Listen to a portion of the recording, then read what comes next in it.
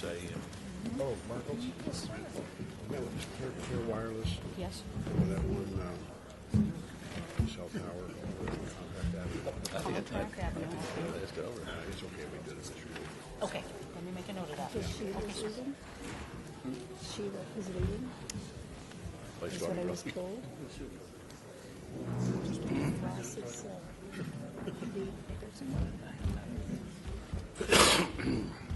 I said that through the show. I said, Can't tell you everything. well, we're going to have the pledge.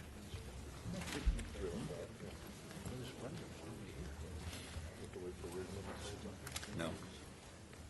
I'm going to start before one.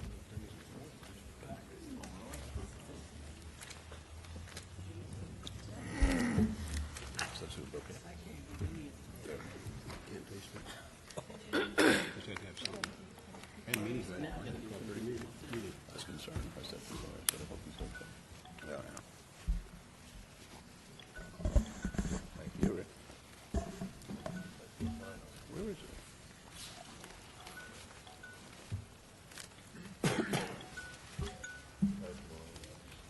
I have no idea. Hello?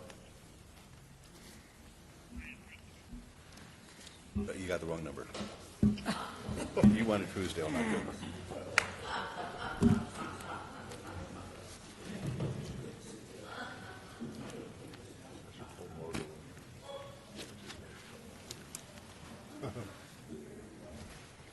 Betsy, what time do you have? Time to start. Okay. Good afternoon, ladies and gentlemen. The September 20, 2010 Special City Council meeting is called to order. This meeting has been properly noticed and posted in compliance with the open meeting law. Chairman Truesdale, would you please open the Special Planning Commission meeting? Thank you, Mayor. The September 20th, 2010 Special Planning Commission meeting is called to order. All right, thank you. The September 20, 2010 Special Planning Commission meeting is called to order by Chairman Truesdale. Would everyone now please rise and recitation of the pledge. I pledge allegiance to the flag of the United States of America and to the republic for which it stands, one nation under God, indivisible, with liberty and justice for all. Okay, we're going to move on to item number 4.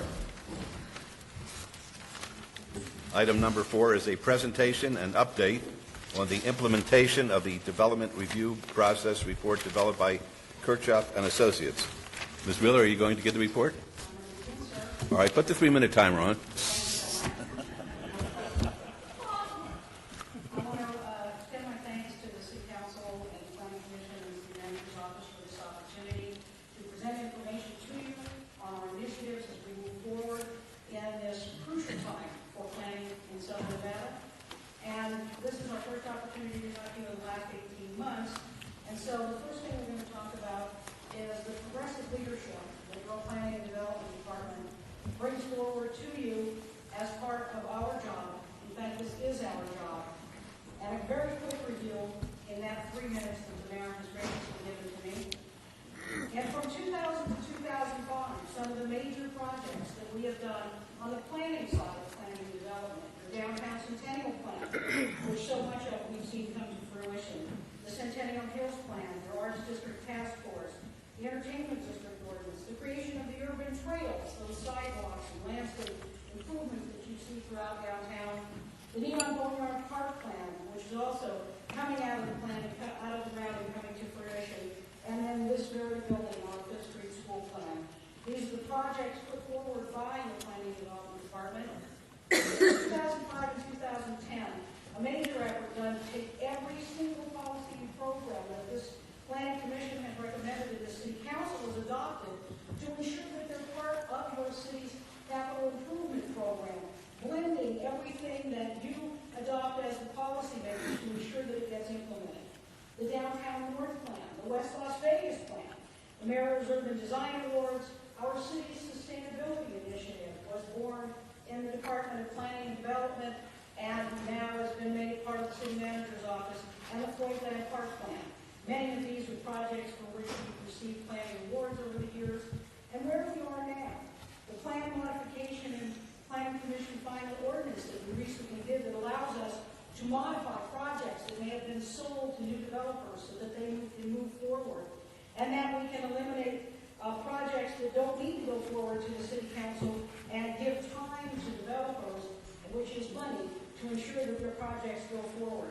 The new West Side School historical retrofit, one of the major projects that we're working on. Electronic plan check coming to the city, and the consolidated use license definition.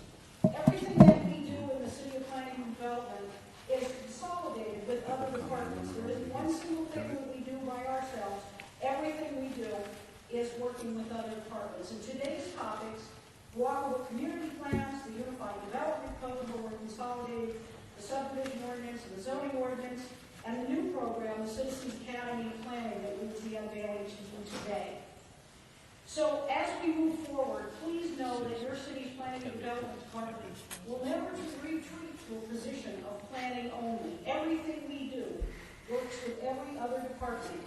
And we have on your tables before you today the information with regard to the upcoming state conference. 3 minutes are up. Where you will be seeing, where we will be recognizing award-winning elected leadership plans and programs. Thank you. And now Mr. Nichols will go forward with that review of the development review plan process. Thank you very much, Ms. Wade. Good afternoon, Mayor, council members, chairman, commission members. Jim Nichols, Deputy City Manager. I'm here to talk to you today about the city's development review process. This is an initiative that's been underway for quite some time. It started basically earlier this year, and it's the city's attempt to refine and improve how we provide service to our development community. And we've got some significant progress moving forward today. I'd like to tell you about that progress. First off, I'm going to quickly go through some of the history. The city's gone through 2 decades of high growth where there was really no time that allowed us to look at and change the process or to even evaluate how it's working. Also, in the past, we had the development-related departments reporting to multiple deputy city managers. This made it difficult to coordinate all those efforts of all the departments under one single point of authority. Last year, the Building and Safety Director, Chris Knight, had requested a review of the DRP within his department. After looking at that request a little more closely, we decided that a review of a single component of the DRP wouldn't really deliver the impact we were hoping, and we decided instead to look at all the departments related to the development review process. So as part of that, the city contracted with Kirchhoff and Associates and asked them to perform that analysis.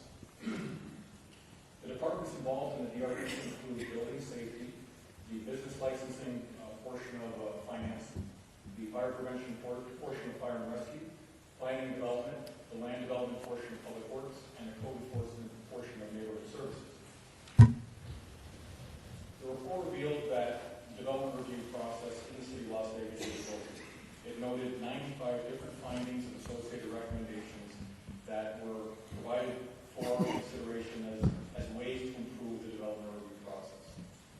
The consultant also noted that we cannot successfully compete for private development until the process is fixed. Mr. Kirchhoff also indicated that we can't develop the downtown without slow dam process changes.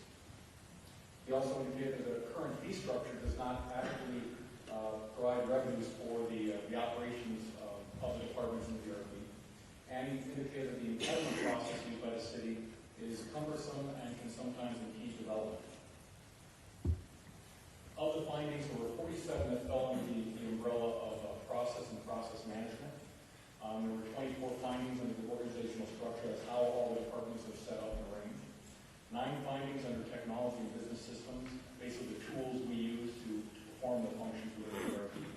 And then finally, there were 15 findings under organizational culture and customer service, how we do, and how we serve the customers. The core problem identified in the report is that we have siloed departments in the DRP. And by that, the consultant indicated that each department in and of itself works well, but it's the coordination and collaboration between them that really isn't the level it needs to be, and that creates the biggest level of problems both internally and for our external customers. And so a lot of the efforts we've made have been to try and break down those silos and to try and improve how we all work together. The goals that came out of the report include changing from an enforcement mode to a customer enablement mode. That means basically instead of trying to find when a member of the development community has done something wrong, we try to guide them the right way to begin with and send them down the right path. Also indicate our other goal is to make the process more efficient. We recognize that time is money for the development community, and to make City of Las Vegas the destination of choice, we need to make our system as efficient as possible so that folks want to develop here. And then finally, we want to effectively compete for future development opportunities, and to do that, we need to have the best process that we can. As I indicated earlier, we've completed a number of action steps, and this is some new information that I haven't really presented to any of you in the past. Hopefully this will be informative. First of all, we created an implementation team. This was recommended by Kirchhoff and Associates as a way to break down the report, break down the findings, and allow us to very methodically and appropriately try and address the recommendations that were made. And we want to give the team a lot of credit. They put a lot of time. We have representatives from each of the DRP departments who are serving on this committee. These are frontline individuals who actually do the work that the DRP is responsible for. They put a lot of time and energy into trying to improve the process. This team has gone through the report and prioritized all the findings. We're trying to work, devote our efforts to the ones that are going to give us the best bang for the buck, have the greatest impact to the development community, and improve the process to the best degree possible. Mr. Nichols, can you stop right there for a minute? When I see approximately 250 employees from throughout the DRP have completed training, can you talk to us about the training that the employees have gone through? Certainly, I certainly will. As part of the report, it indicated that culture and customer service were issues within the DRP. And so to address that point, I asked HR, Human Resources, to develop a customized training program specifically geared to the DRP. This is not an off-the-shelf type of generic program, but specifically meant for individuals who are part of the development review process. The three areas that we're focused on in the training are culture, customer service, and teamwork. And the 250 individuals that are talked about there, that is the entire group of individuals who are part of the DRP. So as of next week, all the training will have been completed and all the employees within the DRP will account for that. If I may, Mayor? Certainly. Does that also include, when you say 250 employees, is that everybody from building and safety, planning and development, fire department? Everyone from planning, everyone from building safety, and then the appropriate divisions within fire, public works, neighborhood services, and even some folks like some of the city attorneys who work in the development review process as well. So, And Mayor, I ask him that question specifically, council members and commission members, that it's the culture from those departments that needs to change. And that's what I'm getting from the outside world, from the AGC, NAOP, home builders, and you guys are hearing it too. I mean, I'm not the only one that's hearing it. But that is so significant as you go through this process. That's why I wanted you to describe that training. So thank you very much. another one of the steps we just recently completed is a flow chart of the development review process. And that may sound like a very small task, but and I would have thought so as well until going through this. This exercise took an enormous amount of time trying to weave all the steps from every department together to just look at one place what a customer must go through. And the reason this exercise was so important is because now we can break down the process and try to make it more efficient, try to streamline it, look for redundancies and inefficiencies so that it will be more user-friendly for the customers we work with. We've also worked on increasing over-the-counter plan reviews and building safety, which reduces plan review time. Planning development completed some text amendments that will reduce the time for project being reviewed. And then building safety recently worked on increasing their fees to better capture the Those have not been implemented yet, but they were approved by council, and they're in the midst of actually making that happen. A number of action steps are underway right now that are also going to be beneficial. We have IT working on a number of different initiatives to improve plan tracking and information access to the folks in DRP. This is going to help break down silos, help improve communication, and allow different departments to see what others are doing so that we can provide reviews and comments back to customers in a much more thoughtful and collaborative manner. We're developing a preliminary activity review application called PAR, and it's basically going to provide a 360-degree review of a single project at a single address. The reason this is important is that we've never had a tool in place that put all the information together in one place on a single project so that different departments knew what each other was doing, knew what the issues were, and could address customer-related issues quickly and easily with all the information at hand. We're working on a Quality First program to improve the plan review process that we go through in the city to reduce the number of resubmissions required by our customer, because we hope to provide more consolidated comments at one time. You know, one of the things we heard a number of times during the process was the city had too many bites at the apple. We're trying to fix that so that when we give a plan review back to a customer, it'll be complete and they'll know exactly what the issues are. And then we're working on starting a developers forum. This is going to be a regular meeting held by the city where we'll invite the development community and take the opportunity to inform them of changes, issues, code interpretations, and answer questions for them within the entire DRP. One of the things that we heard loud and clear during the review process was that the development community didn't have enough access to people who are part of DRP, the folks who are in responsible charge, and so this would give them that opportunity. It also provide a great way to exchange information with the folks who need it. Some of the key accomplishments I wanted to highlight for you. There are a number of findings, 3, 19, and 27, that are addressed through Bill 2010-20, which provides amendments to Title 18 and Title 19, and this basically expedites the process and reduces timelines, as I mentioned earlier. Findings 6 and 41 were addressed through the correction of bond values that Public Works went through.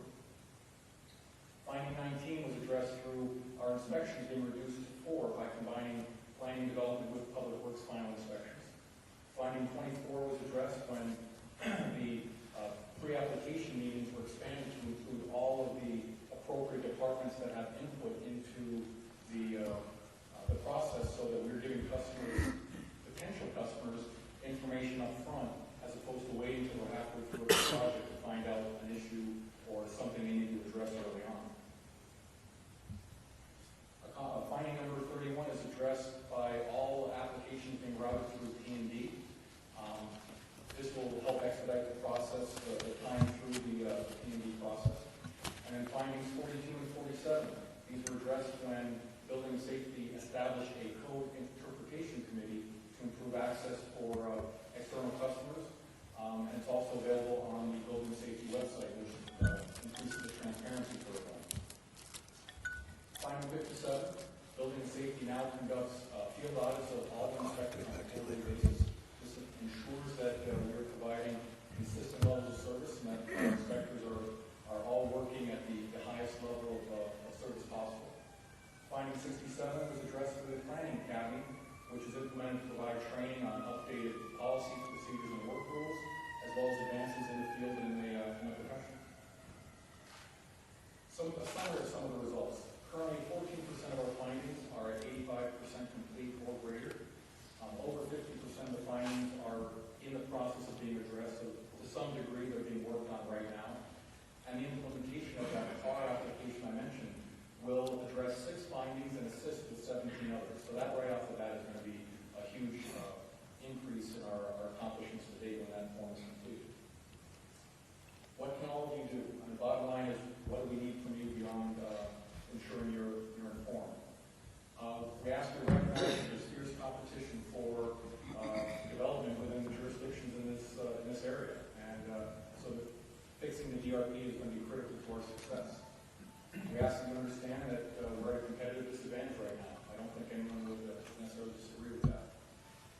We ask you to please make sure to communicate to the rest of the organization that it's your desire that fixing the DRP be done right now, as quickly as possible, and that that is a priority for the council and for the commission. We ask you to support our shift from prescriptive to performance-based code, and then finally support the continued modifications and improvements to the entitlement process. At this point, I'm happy to answer any questions you may have. So Ross? Mayor, thank you. Mr. Nichols, this has been a long time coming, and I can't express my appreciation to everybody that brought us to this point, because this is what this council's been talking about for a long time, making this simple for developers to come into the city of Las Vegas. You talk about the competitive edge. I'm disappointed the press isn't here, and I would ask staff to prepare some kind of press packet to get out there, because I want everybody to know how aggressively the city of Las Vegas is taking this. Because of the competitive nature that it's going to be out there. I don't want to be behind the county. I don't want to be behind North Las Vegas or Henderson. If we want development and developers to choose the city of Las Vegas, we've got to make it easy for them to get here and give them that customer service that they're asking for. So I thank you very much. Any other comments or questions at this time? Mr. Mayor? Yes, Councilwoman. Where you state that we're working at a disadvantage, that's one of your statements, right? A disadvantage in comparison to other entities such as the county, North Las Vegas, Henderson? That's correct. The disadvantage is based on the fact that our process to review and approve development projects and to license the businesses that are sometimes a part of those, our process is considered more cumbersome, at times less user-friendly and less customer-oriented than other jurisdictions. So that's the disadvantage we have. And the intent is for the entire DRP process to improve those areas so that we are considered actually the preferred place to develop as opposed to one that might not be looked upon as favorably. Okay, thank you. Mayor, if I can, one more time. Have you got any feedback from the industry at all on any of these that we've already implemented? Only on a very few occasions I've heard some positive comments from folks, informal. I haven't gotten any, we haven't followed up with any kind of survey or anything like that. The intention is, though, and I thank you for the question, the intention is to, after about a year or so from when we started, to go back out and find out how we're doing. Because, as you'll recall, my commitment to this council and to the planning commission was that any year we would see an improved level of service from where they started. Well, and I ask that, Mayor and council members and commission members, because the industries need to know what we're doing. They need to know how easy we're making it. Recently, we raised fees or changed the fee structure for Mr. Knight's department in regards to permits, and we got some some flack for that from NAIOP. And I think it's important they understand that we're taking this very seriously and we're being very aggressive about it. So I'm interested to find out what kind of feedback we get. One of the things that may help also is that this forum I mentioned, where it will give us an opportunity to interact directly with the development community and hear where we're hitting the mark and hear where we may need to change our efforts a little bit. Mr. Nichols, are you able to give us any concrete examples as to changes that are being effectuated? Could you be more specific? Well, in other words, I know we're going from silos to a holistic approach. I understand that. But could you give us an example as to how I, as a customer, will be treated differently as a result of these modifications taking place? I guess the easiest example I could give you is that your earliest contact with the city would be if you have a potential project that you're thinking about bringing to the city, but you're not sure yet. We have a pre-application conference that we hold. Typically, in the past, those have been somewhat limited to representatives from planning and development, oftentimes public works reps as well. We've expanded that group, so now we have folks from other DRP departments who can give you information up front. One of the biggest changes there has been, for example, having licensing there. So if you as a customer want to bring a new business to Las Vegas, you may have all the information you need up front regarding the building, the construction, and zoning, but you may not know exactly what the licensing requirements are. And it's far too late once you've actually built the facility or you're in the middle of that. And so we can give you that input up front so you can make an informed decision on whether you go forward with your project or, at the very least, what obstacles need to be overcome. And at the pre-planning conference, will all of the representatives of the various departments that you just mentioned be present? Correct. All at the same time? For the most part, they will, the reason I'm hedging that answer is that we'll oftentimes look at the scope of the project and evaluate. There are some that just don't warrant having certain departments, but all the appropriate departments that may have input will be there to offer it up, or they'll pass it along to someone through a conduit to make sure that that information is available to the customer. So in other words, a customer comes in with plans, and then staff will review those and find out who is necessary in order to give a holistic approach. For the most part. Is that a fair? Sometimes it'll be plans, sometimes it's just a concept. Okay, the reason I'm asking that, I'm a guest speaker tomorrow morning at the Nevada Development Authority, and I really want to tell those folks what we are doing here, and I appreciate the information because I want to let them know that we are going to ease the process and make it much more user-friendly. Mayor Goodman. Yes. And that's a great segue into what I was going to ask you. We've been talking about this development review process for about a year or more now, and it's great that we're starting to see the implementations of this process. But my question is this: what are we doing to market our product? We've got a new product. We've got a new way of doing business in the city of Las Vegas. We want it to be user-friendly. We want it to be the best city or entity, if you will, for people to develop things in our city. What are we doing to let people know that we're offering this new product? Thank you. That's an excellent question. And there's certainly more that we can do than we have up to now, but we have taken steps. Those include, we have a website dedicated exclusively to the DRP, and for those who don't know, it's LasVegasNevada.gov/DRP, and that is updated routinely with new information, advances, changes, just the steps we're taking to improve the development review process, and that's available to anyone who may be interested. And it even includes the Kirchhoff report on there as well for folks who want to read what we're using as our template for trying to fix the process. Also on there, on that website, is an invitation for, or an offer for me to be a guest speaker at any group that will have me, and I've gone out probably to about 10 different professional organizations that have anything to do with DRP. I've used every networking and channeling opportunity I can to make sure folks know that I'm available, and the presentations have always been well received. Folks are obviously very interested in this, especially those from the development community. And we've also started, this is more of an internal PR sort of thing, but we're starting in a couple of weeks, we'll be having an internal newsletter for staff so they know what's going on within their own process, because that's been one of the biggest things we've learned is through those silos, people don't know what each department within the system is doing, and that is a big impediment when you're trying to serve the customer. But I'll certainly be working with our PIO to look at other opportunities for outreach, and it is my hope to go back to some of these groups after things are a little more established and give them this type of update on the things we've done to date, hear more feedback on how it's being received, and certainly accept whatever information they may want to provide me at that time. Mayor? Excuse me, Mayor. We'll have Councilman Barlow and then Councilman Ross. Is that Councilman Barlow? Oh, who is that? Chairman? Chairman Truzzo. You sound just like Councilman Barlow. When you talk about getting the word out, how do we market this? I deal with a lot of departments with the city on a regular basis for various and sundry things. And I'm constantly surprised that at the grassroots level, the code enforcement, the people that walk onto properties or interact with tenants or interact with developers on a daily basis, they aren't the ones carrying your message.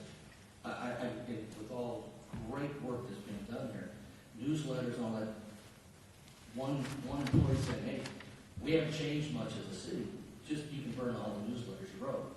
So we have to get the staff, the line personnel that are incredibly well qualified, and we have to empower them to be the messengers for this city every day, because they see every builder, every subcontractor, every utility company. And if they're saying we've got a new change here, people believe it throughout this community. Thank you, Councilman Russ. And Mayor, I just want to echo what Commissioner Truesdale and Councilman Wolfson have said. I don't think it's enough. I honestly don't. Mayor, if you're going to speak to the NDA tomorrow, I think this is a golden opportunity to talk about this. I would like to compel staff or Director Riggleman in our communications department that we need to do a press conference, Mayor. I think you should do it right across over the counter there at Plans Check and talk about the great things that the city's doing, because we don't do enough of it. Could I do it with an iPad? You can do it with an iPad. And the one you can't. But I'm serious. I mean, Commissioner, you hit it right on the head. We're not doing enough. A newsletter's just as good as the paper's printed on. Do it. I'm serious, too. We need to talk about this. This is a new day for the city of Las Vegas. And for crying out loud, I'm excited about it. So how do we get the message out there? What is the what do you call those things, like www.com? What is it? Website. What is the website? Our website is LasVegasNevada.gov/D. Whoa. Las Vegas, Nevada. Speak English. Go. Dot. G. O-V. / Oh, boy. Will everyone know what I'm talking about when I say that? Backslash? Slash. All right. DRP. Okay, well, everybody will be... Take the Oh, speaker don't point, go please. there, please. Here you go. Oh, stop it. You can do your fingers like that. I know. Oh, forget about it. Will you? The only thing I know is how to turn it off. Boom. Well done, Commissioner. Okay, any other comments or questions? But we will do that. We'll have a press conference. You'll set that up, okay? Good. Commissioner. Thank you, Mr. Mayor. We're talking about this development review process and the progress that we're making on implementing the changes that have been recommended. And they're all very good, but when can we start advertising that it's fully implemented? Because if we go out and start, talking to the NDA and we go out to our various groups and talk about, hey, we're changing it, they say, yes, you've been telling us that for the last year.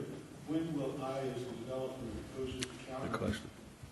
be able to walk away and say, hey, it's implemented, it worked, it cut it from X number of months down to just a few weeks. When is it going to be fully implemented? This is the type of, I don't mean to not answer the question, but this is the type of program that's going to be years in the making. Not because we're not being aggressive or that we don't believe in it, but 95 findings, some of which are extremely significant as far as workload and how to make the changes. I think maybe a different way to answer the question is that folks in the development community should see change to some degree right now, and that change will get better and better over time. But as far as full implementation, I don't have that answer for you, and I can tell you that there will be some out of 95 that we don't implement consciously because we don't believe they're best for the city of Las Vegas, and the consultant even acknowledged that when he gave us the recommendations. He said there will be some that you just don't believe are appropriate for the city, and he accepted that. He gave a round number of about 85% of them, give or take, is probably what he expected us to fully implement. Mr. Nichols, maybe I'll ask Commissioner Trowbridge's question a little different. Let's assume I come in with an idea or a plan. When is the first time we will put into effect this meeting? It's already in effect right now, sir. Okay, so the department representatives will be there, and they could rely on the fact that the processing will be begun on that basis. Correct. Good. And that's one small change amongst many that a customer will see a difference in timeline, level of service, or type of information we're able to provide them earlier, better, and more complete. Very Whether you good. want to outposition your competitor, change is starting now. Come to the city, give us a shot. I think when you qualify when change is happening, people think we're still waiting for it. Yeah. That's kind of the PR that I think everybody within the city is rewarded for saying, we understand, we want you here. Give us a shot at letting us serve you again. And bring your project. Every project should come to the city of Las Vegas. At least first shot. There's more available land, more available technology, there's available staff to do development. Everything is here. We just need to tell people it's here and just every day tell them it's here. Second. Very good, thank you. One quick question, Mr. Mayor. Yes, sir. For Mr. Nichols, has there been any anticipation of some sort of a performance review for each application that comes through the city so that we know right up front and immediately if there's a problem or a success? Actually, yes, thank you. There is, we are, as part of our Performance Plus system that we use in the city, we are currently working on a holistic approach to reviewing or to how we want to measure our performance on individual projects, because up to this point, we've only measured our performance department by department, and that isn't the issue. Each department, as I said, may perform very well, but the lags in between are what can cause a member of the development community a huge timeline, much longer than they expect or want. And so we're working on how we track it from beginning to end rather than one department at a time. And that will help us tell whether our performance on at least a timing basis is improved. We also want to maintain a high level of quality, ensure that information is being given as completely and thoroughly as possible, but timing is one of the important measures we're going to be looking at. Can I add to that, Mayor? Certainly. And Commissioner Evans, I think in Director Wheeler's report, she talked about some of these things are going to be final action at Planning Commission as the development process takes place. And we need to be cognizant of that, because if we can save that developer a month or 2 weeks on his project or getting financing or what have you, that's a good thing. So you guys will be handling some of these things. Certainly, we'll be taking a look at them in our wards as these projects come around. But that alone is significant in hurrying the process. Time is money, and money is time. Any other comments or questions? Mayor, if I might just add Ms. a Fretwell. concluding remark. Certainly. I think it's important to recognize that this is a race with no finish line. We are vying to be as competitive as possible in this community, to be the place of choice for developers, whether they be commercial, residential, or other. And it really is a change in culture that we're vying for. So even if we were to implement 95 recommendations, in the implementation of those 95 recommendations, we probably identify 100 more. So I think what Mr. Nichols is trying to share is that we're making progress. We've ticked off at least 10 to 12 of those 95 recommendations to date that we're already seeing the impact on. And I think Commissioner Truesdale's comment is right on. The way that word is going to spread is organically through people's interaction with our staff and how they come away from this process feeling, and whether or not they're going to recommend us to the people beside them. And at the end of the day, that's the report card for us. We can speed it up and still treat people poorly. We can change our process in a way that maybe makes it a little easier to enter it, but then it goes into an abyss. We want the whole thing to be seamless and to work for this community. And it's a different way of doing business. That's why when you look back at the slide that says, what can the mayor, city council, and commission members do, buying into those values are critical to our success in all of this. So I hope you realize that this is somewhat of an interim update, but it's probably an interim update that you're going to get every time you get together. And we'll do our very best to get out there those pieces and parts that we know will be meaningful to the development community, so that we become their place of choice to develop through media outlets and all those other things, because we're proud of what we've accomplished and what we're planning to accomplish. But it's a process really with no finish line, maybe much to the chagrin of all the staff that are back here because they're working real hard on it right now. But it's about being the best we can be, and there really isn't a finish line in those kinds of races. Very good, thank you. All right. Does that conclude this agenda item? If you're done with me, I'd like to introduce Doug Rankin from Planning and Development. He's going to talk about planning's role in the bill and review process. Very good. Mr. Rankin. Good afternoon, Mayor and Council, and Planning Commission and the Chair. I'm going to be very brief, since we've already talked about this quite a bit, and Mr. Nichols has already spoken about quite a few items already. Planning touches every part of a project from the beginning to the end, and even the aftercare. Planning's involved at the beginning. We're part of all the review process from the inception and all the way to the end of the inspections, assisting with the inspectors. We bring some planning planning principles that are dear to us. I want to put a few of them up here. We like to be comprehensive, efficient, exclusive, informative, integrated, logical, and transparent of everything we do so that we can include everybody. And the DRP review we thought was a great opportunity to make some changes. There were 95 findings, as mentioned. 11 of those findings were specific to planning and development. 8 of those findings are now complete. 2 of them are in process, and one finding is currently on hold. Finding number 3 is the special use permits and other entitlements can now be final action of the Planning Commission. Title 19 used to have language in it, once again, that would allow someone to appeal anything, and now that if there's another application available, they can go through that process rather than putting an item on the council agenda or the planning commission, which you have to vote no on because it's not possible to put a tavern in a home. And we've had appeals like that in the past. Finding 31, which was the business licensing routing, all business licensing, including change of names and change of locations, are routed planning to ensure that we have compatible zoning and uses in those sites. So if someone moves their business from one zoning to another, they don't get partway down the road and find out, oops, this isn't allowed in the zoning, and then we have an incompatible use. Engineering plans. Planning was not always routed all of these. Now they are. We attend all the pre-construction conferences, and all utility plans are routed to planning to ensure that we don't have conflicts with landscaping and the utility costs. Recently, last year, we were part of an audit from Mr. Schmelding and his group, which was great. We welcomed it. We thought that was the greatest thing in the world because it gave us a chance to change things we were trying to change. There were 7 findings. We completed the entire audit of June of this year and received from the city auditor the complete item. There are no follow-up items for the council that sits on the audit committee. You won't be hearing from planning at this point because we're done.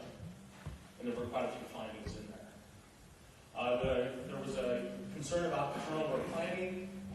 Currently, right now, the average planner with the planning department has been there 5.8 years. In the past, they averaged about 5.2. The utilization of dead time at the front counter. All front counter planners have always had a secondary assignment. We formalized that in March to ensure that everybody was aware of their secondary assignment at the front counter. And we've also instituted a cross-training program. And we have over 75% of our planners who are cross-trained in 4 or more parts of the department. There was another finding that the training is inadequate. Last year we spent in planning 1,818 hours in different classes, including the DRP, professional organization meetings, and our planning academy. Previously it was 22.2 hours was the average. Now it's up to 38 hours. Beyond the DRP part of that, we found other things we wanted to fix. We found that internal agencies and external agencies didn't need scale drawings. We used to require 19 sets of plans for every land use application, which were hard paper copies that we would then put in a car and take over to the school district. Well, the school district really doesn't need to see a scale drawing. They just want to know how many people are moving into the city.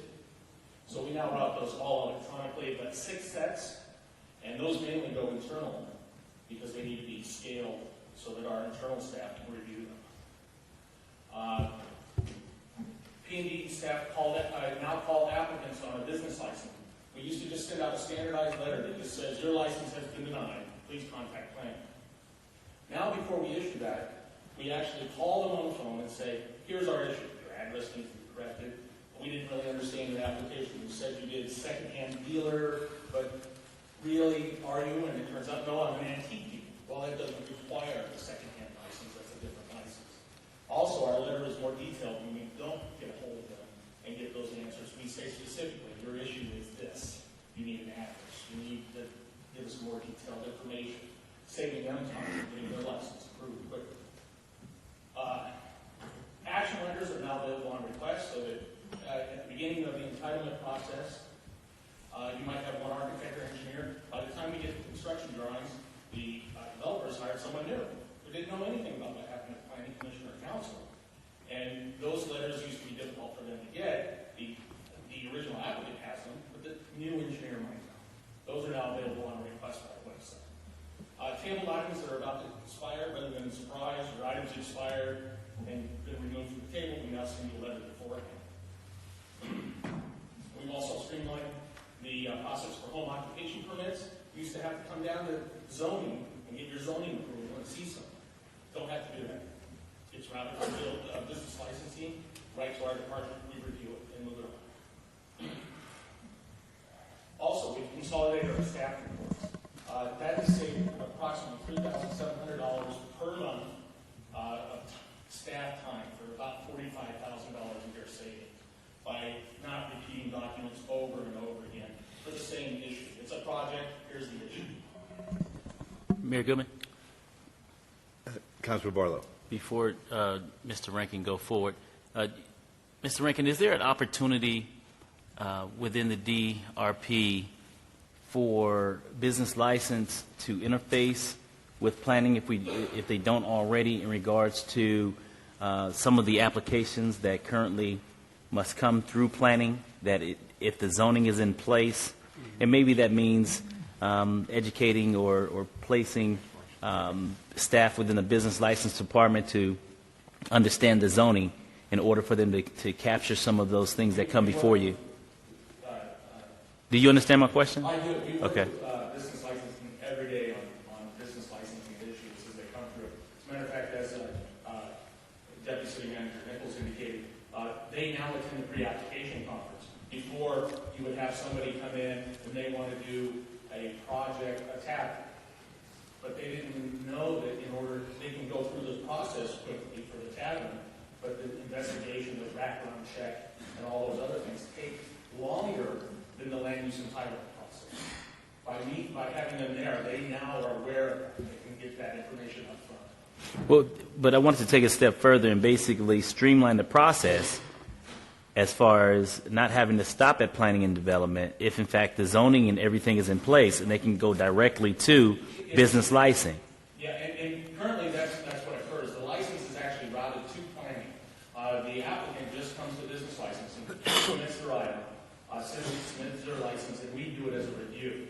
So if there aren't any issues, they don't even notice the planning is involved. And that's the point that I'm referencing, the review point, the review portion, to basically streamline that process, because right now an applicant will come to City Hall and then their application is then forwarded to planning and development, which is then routed back either through building or back to business license. I'm trying to figure out how do we streamline it by cutting out the middleman at those small percentage of business people who come into the city to do business, to help them move through the process a little bit faster. Currently, 90% of all business license applications are reviewed by the planning department within less than 3 days. Matter of fact, the majority are just 1 day.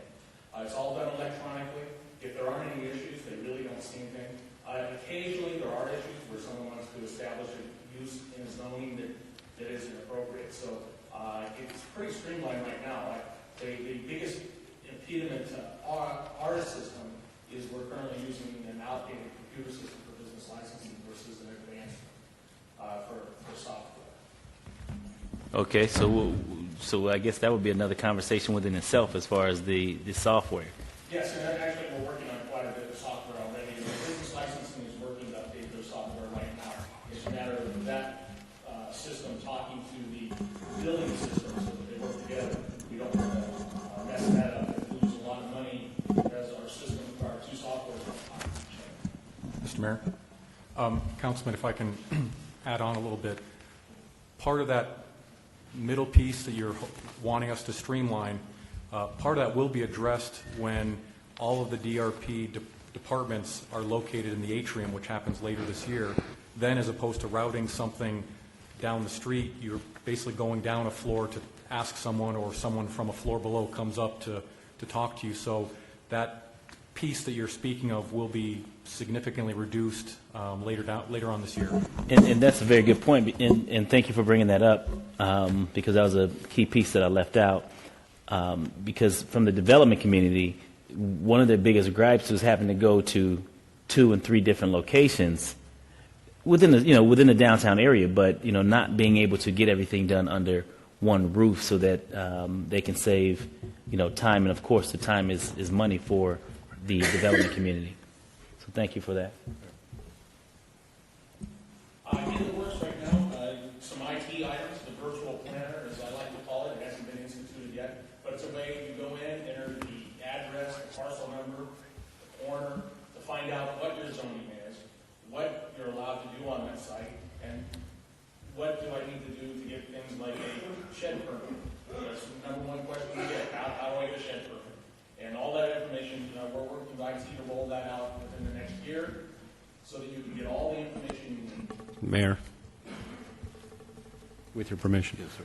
Virtual planner. So I, as a developer, prospective land purchaser, can go on the virtual planner, pull up a parcel number, find out what it's zoned for, what I can build on it, and the steps I have to go through to get to that point? Yes, but we didn't look at all that. For instance, before I came here, I got a call about someone wanting to do a tavern in Montecito, in the town center, and the developer had a lot of questions, the old Chili's, as a matter of fact, and said, well, can I do a tavern there? What does it take? What do I have to do? And I tried to answer the questions as best I could, but if they had an opportunity to go on site, they could go in and see and get directed to the town center guide and the Montecito development guide, so that they could look at that and read that information and maybe have a better question when they call. Their initial question was, can I do a tavern? And that's the initial question I get, too.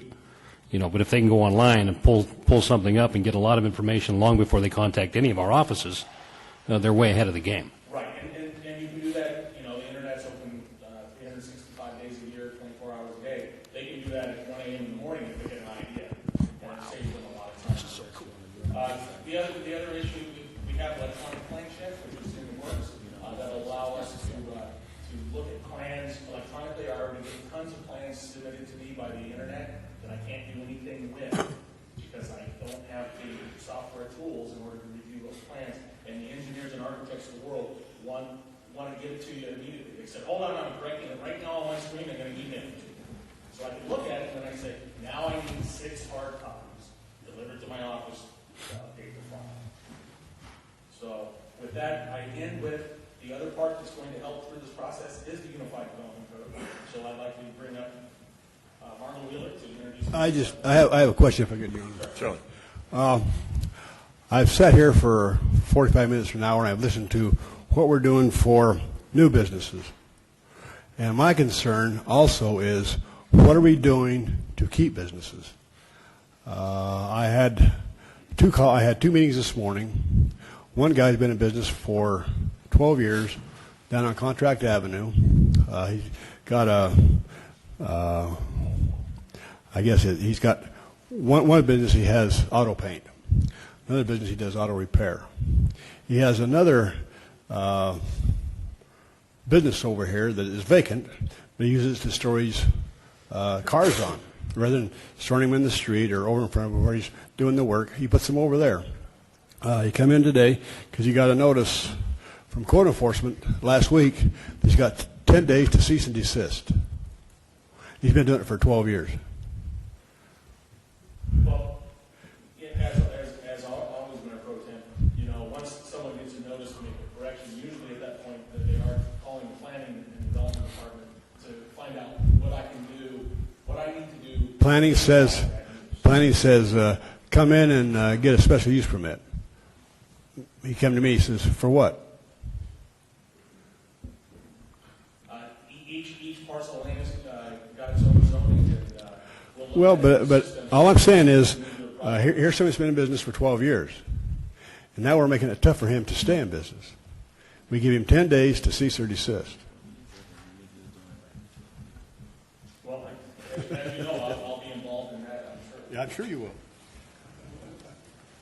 Well, before we do that, and maybe this is for Ms. Fretwell as much as anybody, is since we're going away from the silo approach and we're taking the holistic approach, is there one department or one person who is accountable for the process working, or do you have to look around each of the different departments and say, well, there was a breakdown there There's always a in break order somewhere else. in order to get a final response?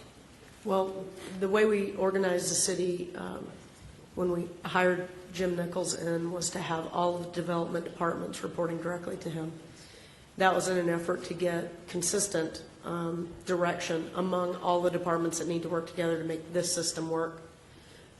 And then it's his responsibility to do whatever he needs to find out what is going on within those individual departments or functions to respond and to provide direction to those departments. So tomorrow, when I'm at the NDA speaking to about 7,000 potential businesses, I tell them all to call Mr. Nichols. You certainly can do that. I hope your phone's busy. Okay, Ms. Wheeler. A few other examples, Mayor, of the questions that you've been asked about. What have we done and how does it show up already? One is, with the recent text amendment, we can do modifications to approve plans. We have subdivisions where one owner has since gone under or gone away and sold that subdivision to a new developer. And with the new code amendments that we have done, we can do modifications to those plans administratively, so they don't have to go back through the public hearing process. They can change the building or they can change the subdivision, and we can approve that administratively, and we have been doing that already. With regard to the final actions on planning commission, we have already tracked this for the last 3 months, and we have found that based upon the comparison of previous years, 15% of matters were final action at the planning commission. Within the last 3 months, that has improved to 50%. That takes 6 weeks off the public hearing process and eliminates one of the public hearing notification fees, and that is a number, that's a hard number that we have based upon the changes to the recent code recently that we have done. We have a new text amendment, Mayor Pro Tem, to your question with regard to existing businesses. We've had many businesses that have gone out. Those were businesses that were not conforming and they can't currently re-tenant because the market simply doesn't have a tenant for them. We have a text amendment coming up on the next agenda, I believe, where we will allow the applicant to do a public hearing to the neighbors and say, do you think that use can remain there even though we have not re-tenanted, so those businesses will be able to continue and will not lose their non-conforming status. So yet again, another change that is about ready to be adopted, starting on recommending, and that will help existing businesses that have had difficulty re-tenanting their business. So another substantive change directly to the business community immediately. And our next topic, when Mr. Nichols spoke about performance-based standards, that's exactly what our next topic is, the consolidation of the zoning code and the subdivision code into one document. We have been working for nearly a year with NAIOP, with the Southern Nevada Home Builders, with the local land use attorneys, with local architectural firms, and they have been on a working group with us for many months, putting together this new code that is a unified development code that is much easier to use and is extremely based upon the internet, where everything is consolidated into one document, easily readable, easy to use, and that is coming forward. It will begin. It will be on the agenda in October for the Planning Commission as we begin to introduce the sections of this unified development code.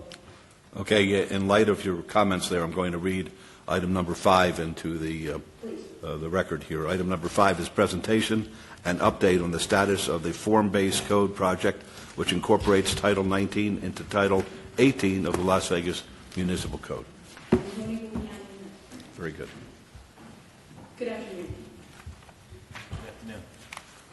I will be walking through the proposed changes to the existing Title 19 zoning code, and I've broken it up into 2 sections. First, I will be talking about the formatting changes, which are changes in the way that the document looks and how it is organized. And then I will talk to you about the substantive changes, which are changes that are reflected in the actual development standards.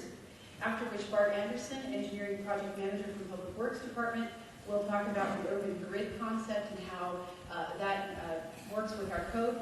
Tom Pergo from the Office of Sustainability will talk about how the code meets the objectives of the City of Las Vegas Sustainability Initiative. And Polly Carolyn, Principal Planner from the Regional Transportation Commission, and also a member of the Customer Feedback Group that we worked with during the development of this draft, will talk to you about that process and how the revised code addresses the transportation objectives. So again, I will start with the formatting changes. Our primary objective overall, and in line with the DRP process objectives also, was to create a more user-friendly document. And we created a Title 19 usability survey that went out to internal staff within the city of Las Vegas and also external users of the code. Is that our city? And some of the feedback Is that that we our received city? suggested that there were portions of the code that were contradictory. There was text that was confusing and difficult to interpret. And this is anywhere from the developer who comes in with a large development applications down to the individual property owner that may only come into the planning department once or twice in his or her life. And so we took those comments very seriously. Many of the changes that we are proposing here are the direct result of those comments that we received from the survey process. East Fremont Street, Farmers Market. In addition to creating a more user-friendly document, we've also merged Title 18 subdivision code with the Title 19 zoning code. We translated our existing zoning districts into a graphic format. We've reformatted the entire document for internet use, and we've streamlined our use table. So with the merging of Titles 18 and 19, we have renamed the document the Unified Development Code. This is consistent with other cities locally and also across the nation. So it's an easily recognizable name that speaks what is contained within the document. And this merging will reduce or eliminate cross-referencing issues, contradictions, and duplication of information. Another significant formatting change is the new graphic format. And what this slide shows you are the typical amount of pages that, in this example, is the R1 residential district, but this is the typical amount of pages that an applicant would have to look at and consider in order to understand the development standards. We're combining those pages into this new graphic format, which, again, for the typical zoning district would include these two pages printed back to back and would have all of the information that a property owner would need to know to develop his or her property. It really allows the users to visualize the standards rather than having to interpret the text. The dimensions are referenced in the table format, which is to the left of the graphics. This makes it much easier and quicker for staff to update the graphics, the information that is related to the graphics as the code changes. I would also like to call out that along the bottom of every page are these graphic icons, and these can be clicked on for the online functions, and we will have a demonstration of this for you later on in this presentation. So this slide shows you the proposed graphic format for the C1 district and the CB Civic District. And what these examples show you that even though we are keeping a very consistent format graphically, that some of the zoning districts will require some specific graphics that are unique to them. For instance, with the Civic District, with the graphic on the right, we will have a map that shows you where the civic districts are located. The civically zoned properties are located within the city of Las Vegas. There's also some special consideration for the graphics for utility installation. This is the current versus the proposed graphic for the wall standards. This is a really good example that illustrates the dimensional improvements to the graphics. And again, it gives the user a much more clear visual sense of what the requirements are. And similar to that are the sign standards, which not only highlight the dimensional qualities, the three-dimensional qualities, I should say, but also the spatial relationship between the different components of a development that are available that we can communicate using this type of format. So as you can see with this graphic, we're showing you exactly where the sign needs to be on that property. This slide shows you the current versus proposed graphic format for the review process flowchart. And again, along to be consistent with the objectives outlined in the DRP process, we are really trying to communicate this information to make it much easier for the applicant to be able to navigate through the process. The parking requirements, again, this is the current versus the proposed graphic format. The parking requirements were a little bit more difficult to decide what graphics we were going to show, so we identified which graphics would best convey the most basic requirements and most common scenarios. And we're also showing that we are allowing for additional trees in the parking lot. We are now allowing diamond planters. So we're trying to convey as much of these possible scenarios as we can without it being too confusing. And this slide shows you the current versus the proposed streamlined use table. We didn't change any uses. However, we alphabetized all of the uses, and we've added hyperlinks on the far right that will take the user directly to use description and applicable requirements. And with that, I would like to turn it over to Mark House with the Planning and Development Department, who will walk you through the online functions. That's what it is. Thank you, Courtney. Excuse me, pardon me, before you go ahead, does anybody have any questions or comments as to Ms. Mooney's aspect of the report? You'll be back? All right, very good. Okay, Courtney mentioned briefly the hyperlink. What we've decided to do is try to bring this document to the 21st century. We're going to do that by including hyperlinking, both internal to the document and external to other sources. So to begin with, as she mentioned along the bottom, every page in the document will be this information bar. But this is where we hide some of this is where we place some of the hyperlinks. The first one, printer icon, that Mr. Lunch, a printer on a typical user's computer. We may replace this after we have our public meetings with more internal navigation based upon the comments we get back. The next button, actually, if you hover over and click on it, will launch the browser and it will take you to our planning and development website, where people can go to find additional information that they may need to get clarification on when they're looking at the Title 19 document. The next one is basically just kind of a question icon. What we're using this one for is to push people to the definitions and measurements that are in the document. So on any page they're at in the document, we can immediately jump to here if we need to read through the definition of, say, a setback or something like that. Then the last one is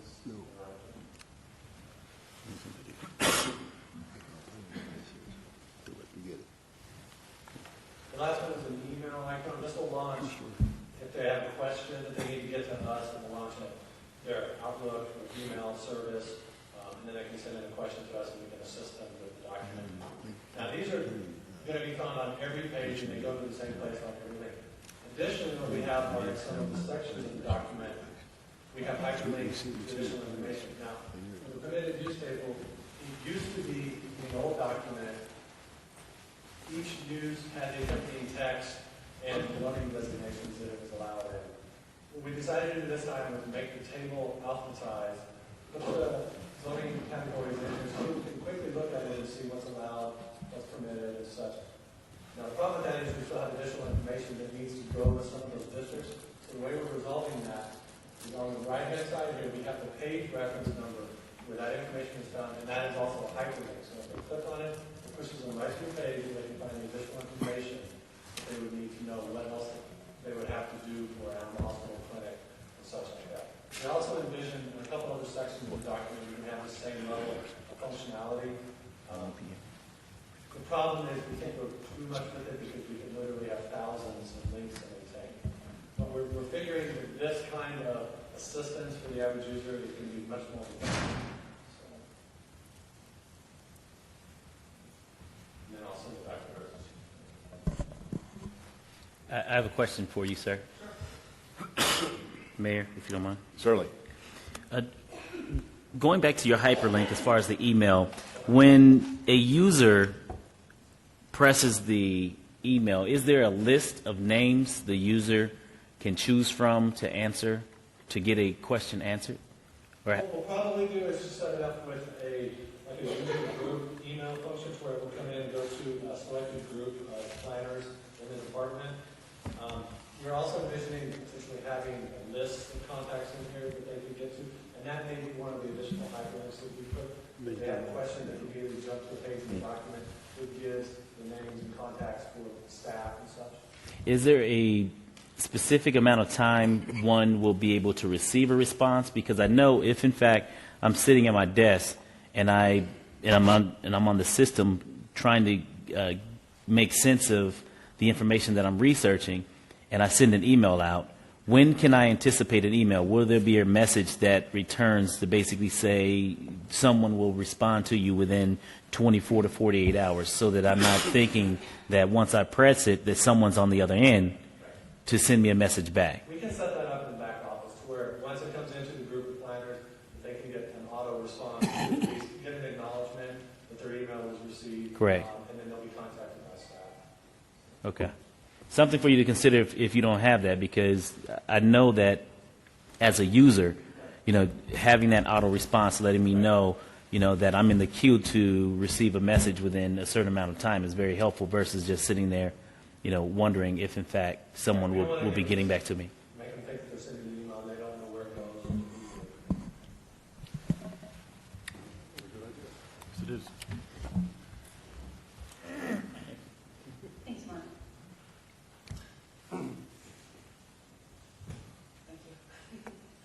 Now I will walk you through the summary of the substantive changes. As Planning Director Wheeler mentioned, a lot of research and discussion with Title 19 users was completed prior to me standing before you today. We researched several cities in order to see how they addressed sustainable development through the planning and development process. And we found that many of these cities are going back to very sort of traditional types of urban development that by their very nature are walkable and promote sustainable communities. So we took a lot of these examples and adapted them for use in the draft of this code. And in line with that, we are introducing walkability and sustainability concepts into community development and streetscape standards. We've introduced a land use matrix. We're streamlining our zoning districts. We made revisions to the residential and the commercial standards. We are introducing a complete streets chapter and connectivity standards. So in line with the, in regards to sustainability, one of our objectives was to just reduce or eliminate all of the language that's in the code that would be a barrier to sustainability. And one example of this is based on the Environmental Protection Agency's Low Impact Development, or LID measures. And these come from working with the Las Vegas Valley Stormwater Quality Management Committee. We have complied with these requirements by providing for landscape alternatives within the parking and perimeter buffer areas. And now parking lot runoff can be filtered through the landscape planters and buffers via these angled curb cuts that you see around the planters before it gets to the storm drain system and ultimately Lake Mead. And so we're also incorporating modifications to the parking lot landscape requirements to allow for greater tree canopy and shade coverage, and larger landscape planters to allow for larger and healthier trees. In addition, we are introducing the transportation land use matrix. This is a large component of a form-based code, which encourages higher density land uses next to the higher intensity streets. So we're introducing this matrix, which suggests to the builder the types of zoning districts that we would like to see next to certain types of streets. Now, the green color shows you that that particular zoning category is encouraged next to that particular street as you follow the matrix. Yellow means that use is appropriate with special considerations, and blue is discouraged. So, for instance, this is a little bit small, but I'm outlining here the R1 residential zoning category. We are, the land use matrix shows that this type of zoning category would be appropriate next to the 47-foot or the 60-foot streets. And it would be appropriate with special considerations next to the 80-foot, meaning that perhaps we'd like to see some type of buffer in between the R1 and the busy street, like maybe a mixed-use development or something that's a little bit higher density. And then it is discouraged next to the 100-foot. We have also streamlined our zoning districts. We have retired the residential plan development, and the TD traditional development. We are removing the residential compact lot from the undesirable status to allow for higher density development. And RCL most closely represents the type of development that we see coming into the Planning Commission, and this allows for the ability to have zero lot lines and flexible side setbacks. So we think that this will provide the developers with a lot more tools. We're consolidating the RA ranch acres into the RE ranch estates, the RD single-family residential district into the R1 single-family residential, the R3 medium density residential into the R4 high-density residential. We're creating a single-family attached district. We're merging the commercial planned business park into the office, commercial, industrial, converting the CD zoning district overlay district, and converting the neighborhood service district to C1 limited commercial. So all of this is, we're just trying to kind of get rid of, clean up some of those zoning districts that we may not see a whole lot of applications for. Some of them are very similar to others, and so we are merging them. And again, this is just to make the document easier to understand and use for the applicants. Courtney? Councilman? Mayor, real quick. You mentioned, and maybe you're going into that, I see you pulled up the next slide. I was going to ask you if you were going to explain as to why the RPD is going away. Absolutely. Okay, then go ahead. I apologize. Sure.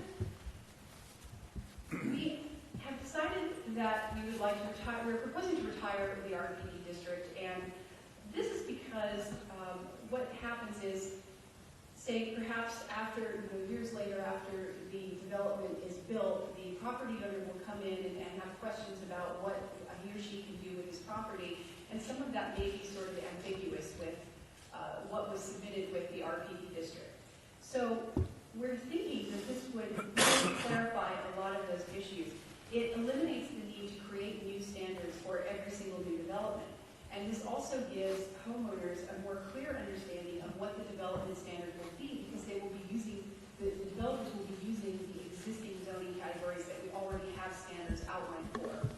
This will also provide the developer with more tools in the toolbox, because they will be able to use, again, these standard zoning districts to create these subdivisions.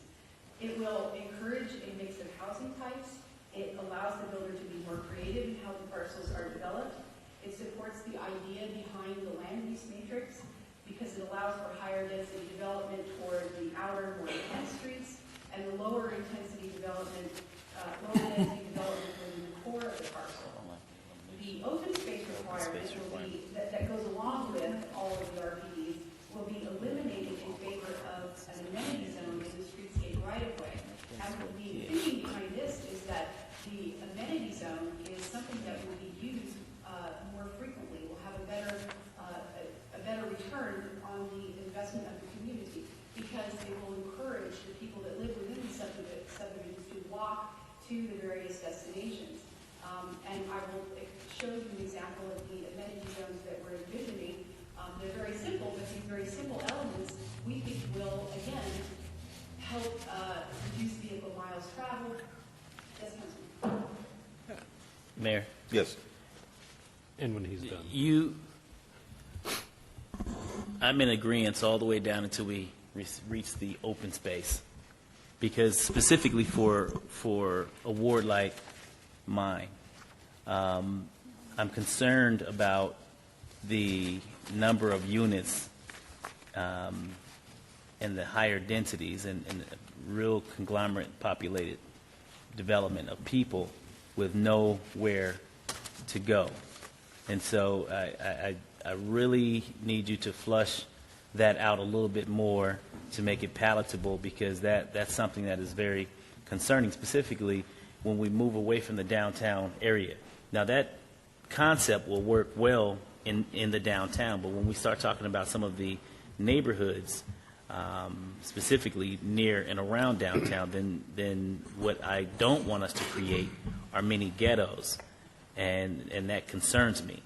We need to make sure that if we're going to move away from the open space, then it has to be a balance that fits. You follow me? Yes. And something that might address your concerns is the parks and recreation element, which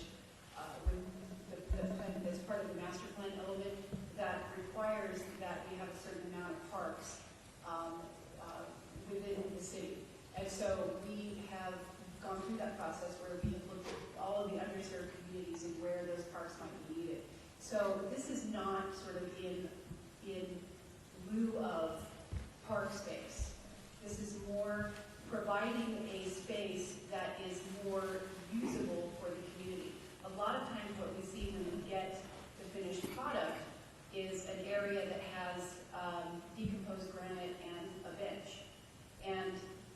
is not really, it's not used as much. And so we're kind of trying to look at that balance to where, how can we provide something that will be a lasting benefit to the community and not something that simply meets the open space requirement. That's correct. So we definitely are looking at that balance. And Mayor, if I may. Councilman Ross and Councilwoman Tarkanian. Councilman, this might help. A log cabin ranch is a good example out in the Northwest. They've got these spaces, but they're decomposed granite and benches. They do nothing to enhance the community. They're not little pocket parks, like I think that had initially started out to be, so that people could have a place to recreate when there is high density in neighborhoods. And I guess I have to ask this. I mean, this changes a lot of things for Ward 6, because this has been a contentious issue for a long time in Ward 6. What's been the response from the development community in regards to this eliminating the open space requirement? Has there been input from them, or just a big hooray? Absolutely. We have been working very closely with the development community throughout this process. Initially, there was some concern. Staff at the planning department did some studies to take a look at the comparison between the square footage that's required for the open space development and the new square footage that would be required for the amenity zone. And we found that in 9 of the 10 cases that we looked at, that it actually was less square footage that was required for the amenity zone. So once we began to give them those examples, the concerns abated. Councilwoman? I would not be surprised that they would be very happy that there was less space used in the amenity zone than the other way. They get more houses in there, they get more apartments in there. But I think what Councilman Barlow's talking about, and what I would have a concern in my own ward, is that that doesn't meet the issue we need for the people we have in the ward. We're already squeezed. We don't have the big parks nearby. It's a distance to go before we can get some of those things. And I think this area, as he mentioned, is something which has to be looked at very, very carefully, and steps taken very, very carefully. Thank you. One more question, Mayor. Courtney, what about existing entitlements and extensions of time that don't match this? How are we going to handle those? This applies to the development. Okay. So if I've got an RPD entitlement already on my parcel, that's what it's going to be. I think it has to be. Or are you going to fold it over into this new designation? Or how does that affect me, the entitle holder, in regards to that parcel of land? The existing entitlements will remain. They will stay until the extension of times run out and it reverts back to whatever designation it was. Okay, thank you. Okay, is that consistent with our attorney's advice? Anybody? Mr. Mayor? Yes. Yeah, No, that's it. That's it. I asked a question. Yes or no? Yes, he said. Okay, next. That was clean. Okay, moving on. We have made some revisions to the commercial standards. We've reduced building setbacks. This creates a more pedestrian-friendly environment, and we've also increased the allowable lot coverage to allow for more intense development. We've added mixed-use parking standards, which promotes shared parking, and we've removed barriers to mixed-use development. We're also retiring the commercial plan business park, and this is because CPB is very similar to the RPD, and retiring this district will again allow the builders to use the existing zoning categories. We're also working towards accomplishing a complete streets policy within this document. And complete streets are designed and operate to allow safe access for all modes of transportation and users. And within a complete street, you might see a combination of any of the following. You might see sidewalks, landscaping, bike lanes, special bus lanes, accessible transit stops, frequent crossing opportunities such as median island or mid-block crossing, accessible pedestrian signals, and curb extensions. And all of this improves pedestrian safety, it addresses sustainable development, and again, it fosters healthier communities. In regards to complete streets and sustainability, complete streets, again, they encourage a multimodal transportation such as pedestrian, bicycle, and mass transit. They reduce vehicle miles traveled because you are encouraging people, again, to get out onto the street and walk to their destinations. And additional trees in the amenity zone contribute to air quality. They provide a comfortable pedestrian environment. They increase the lifespan of sidewalks and pavement and energy efficiency to buildings.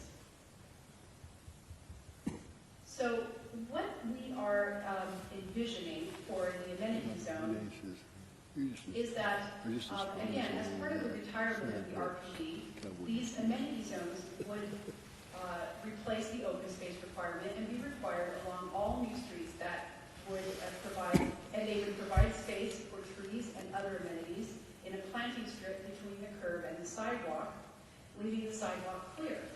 And in addition, where appropriate, shrubs would be required to soften the space between the sidewalk and the wall, for instance, if there were an adjacent subdivision. This reduces the heat gain from the wall, contributes to pedestrian comfort, and also trees in the planting strip also increase pedestrian comfort and safety because they provide a physical barrier between the pedestrian and the traffic.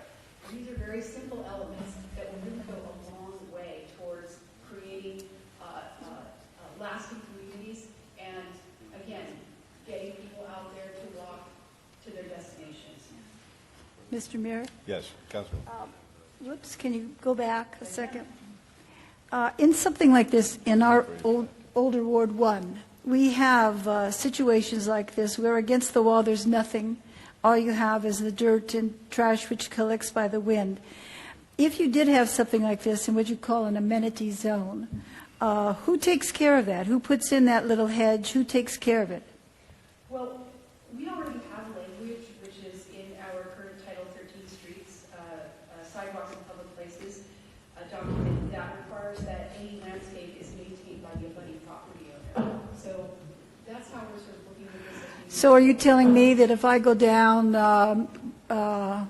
Sahara, or I go down Charleston, I go down Rancho, and particularly before you get to that glorious place called Scotch 80s, and I see this against the wall, because I'm thinking of it all blending in, that this would be the requirement now of the homeowner to take care of that?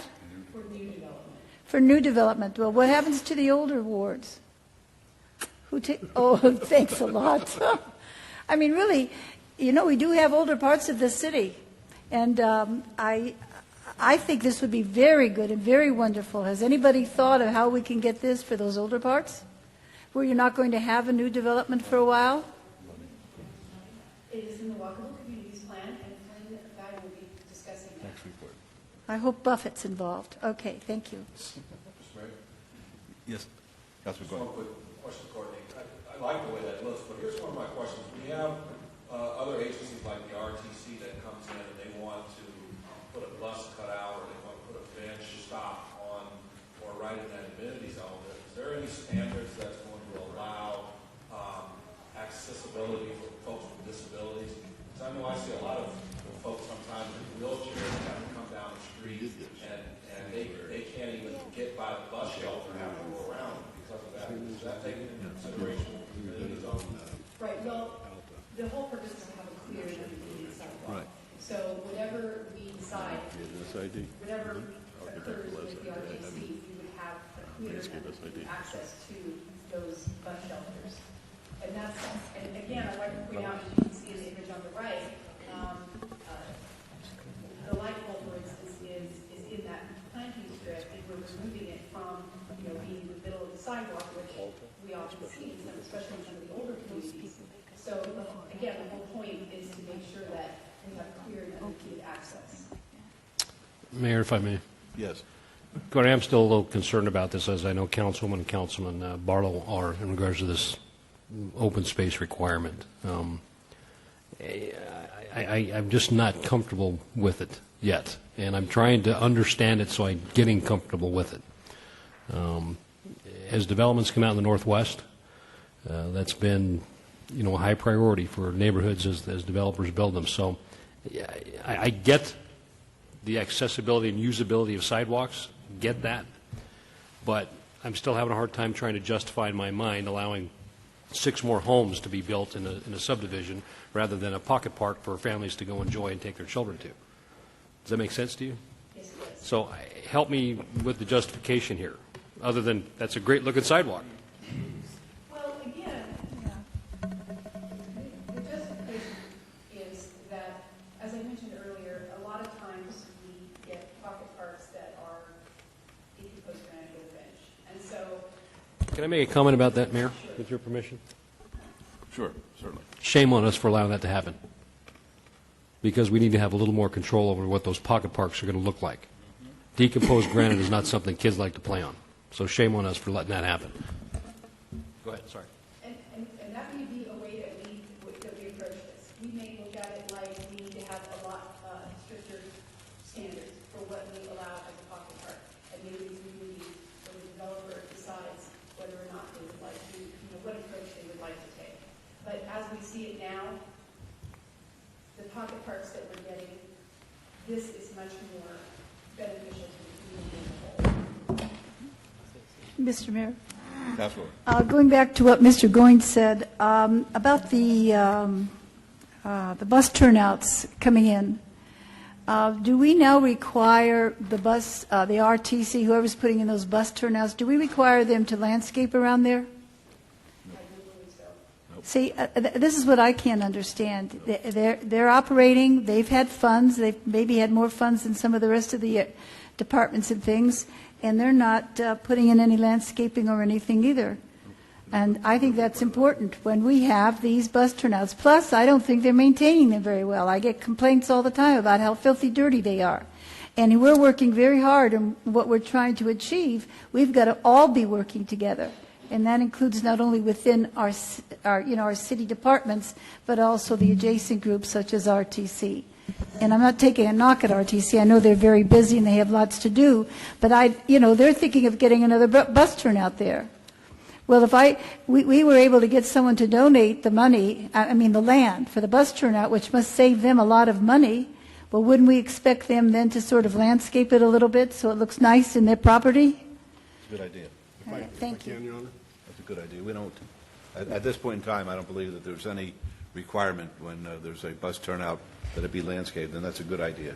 And I'll ask Councilman Ross to bring it to the RTC's attention, okay? That's important. Thanks. I don't know if you should do that. He may ask that it be dissolved. The RTC? Yes. Mayor, if I can. I look at this street right here. We have money back. Right, get our money back. up in front of us That's here. pretty good. And I sat in on a meeting last Monday with Christine Kiliani and some business people along Sahara Avenue from Rainbow clear down to the Boulder Highway. There's $45 million. There's going to be, they're being designed right now with the bus turnouts, with the landscaping down the middle of the median. They're going to start construction. It's a design build.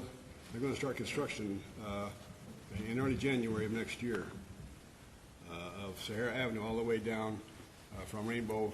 It's going to be like this on both sides of the street and in the median. And my question was, at that meeting was from Jacob Snow, who's going to maintain it? And he said the RTC.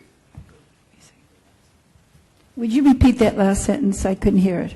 The RTC. What about it? I heard the RTC. No, the RTC is going to maintain the development from Rainbow to Boulder Highway down south. Rainbow to Boulder Highway, they're going to maintain the sides of the street? They're going to go in and redo the whole Sahara Avenue on Yes. both sides. And they're going to maintain it. That's nice. I had heard about that. Margot had talked about that to some extent, and I'd heard about that, but nobody told us. We get things on the west side, a little behind those on the east side, Council, but Most of it's going down on the west side. Okay, Ms. Mooney? Ms. Mooney, we're not killing the messenger. no. These are some of the proposed schematics that we've been working on with Public Works and a lot of the customer feedback group meetings. We're focused around these street schematics. The point behind these street schematics are that the right-of-way will stay the same. However, the asphalt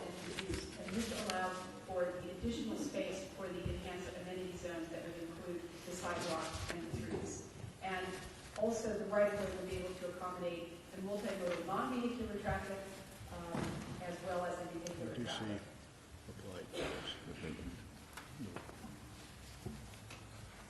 Ms. Mooney, is this spilling over into the walkable community presentation? Yes, sir. All right, then I better read that into the record. That's item number 6, presentation and update of walkable community plans and the Meadows and Sahara West walkable community plan areas.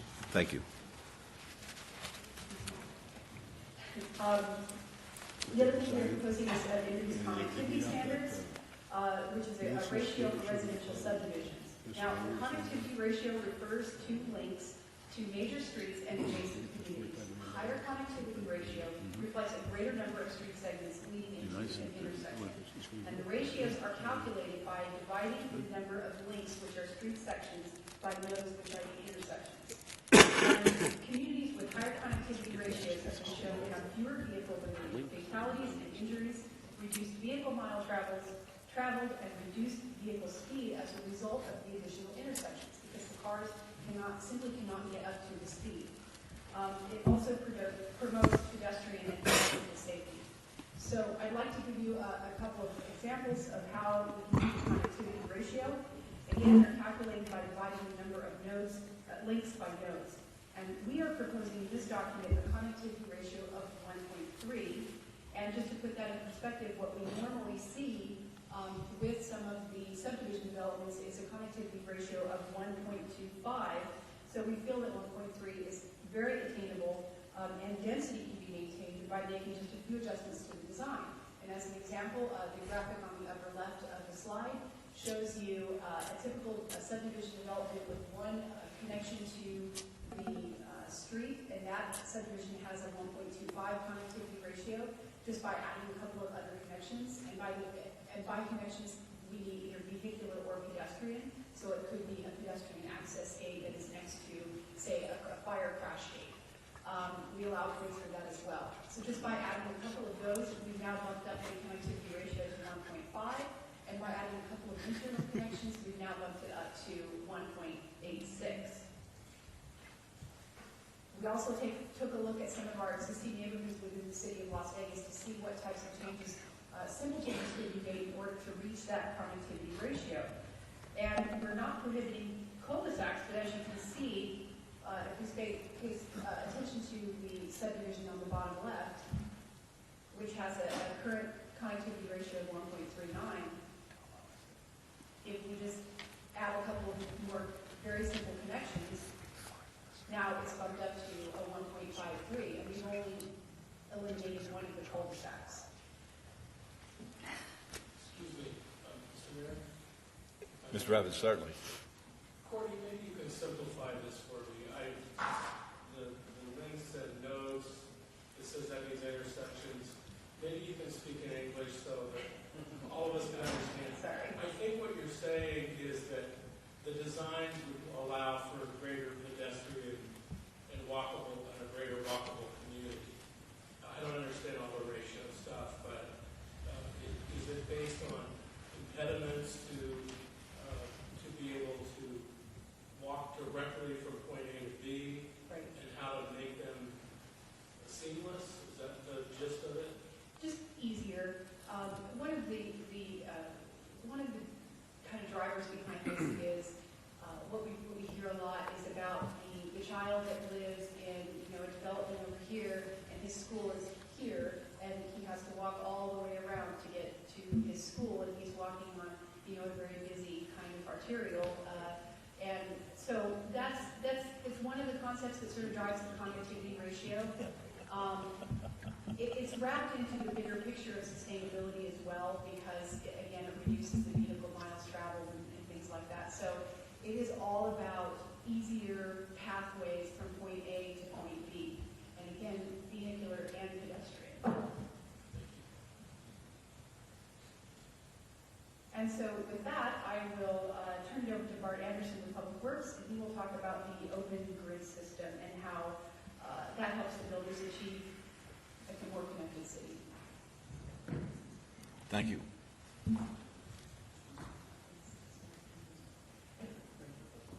Mr. Mayor, Council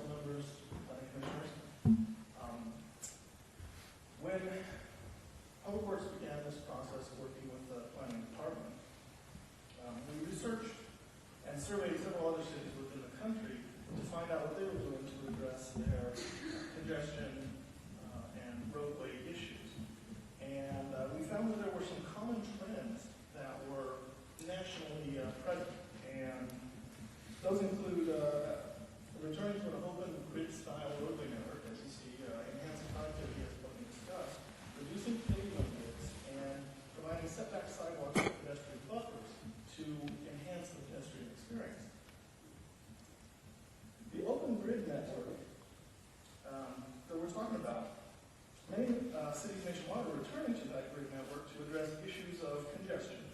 The grid structure provides opportunities for reducing arterial congestion at signalized intersections, which is where most of the congestion occurs, by providing drivers more opportunities to enter or leave the arterials between signalized intersections. In addition, it provides opportunities to avoid the arterials for shorter local trips, thus reducing arterial congestion. By reducing the potential roadway distance between destinations, it also enables people to choose modes of transportation other than the car for local access. You'll see that the grid proposes, the first two entries on the slide are what we currently have, the primary arterials on section lines, the major collectors on half-section lines, but what we're proposing now, in addition, is a minor collector on every quarter-section line to provide that connectivity. We're also proposing that there will be a maximum block length of 660 feet within those grid structures. Now, the roadways that occur every 660 feet do not have to go all the way through the development, but we figure that a block length of 660 feet can provide a shorter effective travel path for travelers to reach their local destinations. And shorter paths promote alternatives to the automobile and more convenient access to transit facilities for regional travel. Now, nationwide trains are all fine and good, but would a grid system fit in with development in the city of Las Vegas or the Las Vegas Valley? The city of North Las Vegas has had a grid system very similar to what we're proposing for several years. Their master plan of streets and highways, as you can see from the slide, has that granularity grid structure already and has for many years. You're not suggesting, are you, Mr. Anderson, that if we do this, we're going to look like North Las Vegas? No, sir. Okay, hold on. Well, what I am suggesting is that this is not a foreign concept to the valley. You know, we are trying to promote forward thinking, certainly, but it has already been shown to have been implemented within the valley, not just in the city of North Las Vegas, but also in the city of Las Vegas, as this slide shows. There are several areas in the city of Las Vegas that have a similar grid system, and it's been successfully implemented. This particular area shows how a grid can be modified to accommodate geographical obstructions, such as the diagonal power line easement running on the right side of this slide, the flood control basin on the left in blue, and it also illustrates how a non-grid development, such as the Sun City Sunliner in this case, can make local travel distances much longer than with a grid. There have been cases where we've in the Sun City development who wanted to cross Cheyenne to access a mailbox type of and they had to go all the way around several miles out of the way to get there.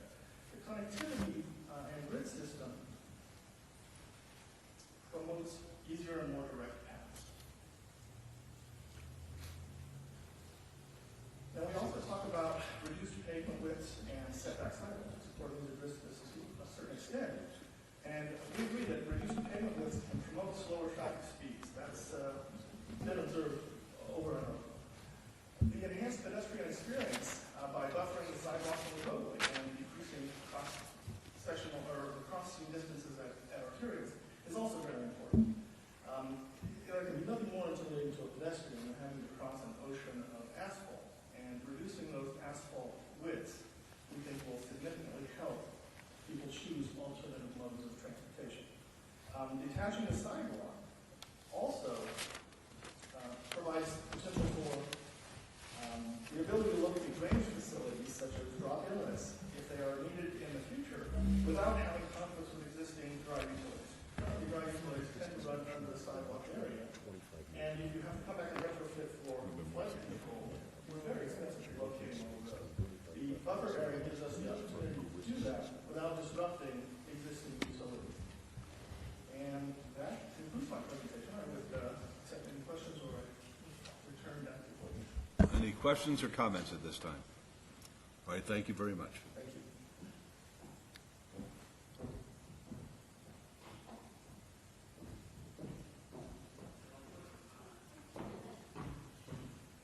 I'll just conclude briefly with the timeline. We will be bringing the first four sections of the document to the Planning Commission this month, September 23rd, so Thursday. It will go back again in October and in November. In October, we will be having our open house meetings to the public to discuss the proposed changes. And in January, the draft document will go before the City Council. How will the notice go out for the public meeting? How we typically notice in the newspaper, I believe the newspaper is and big mail list. Mayor? Yes, Councilman. Courtney, going back to the open space with these proposals coming before the Planning Commission, the community, and then ultimately to the City Council,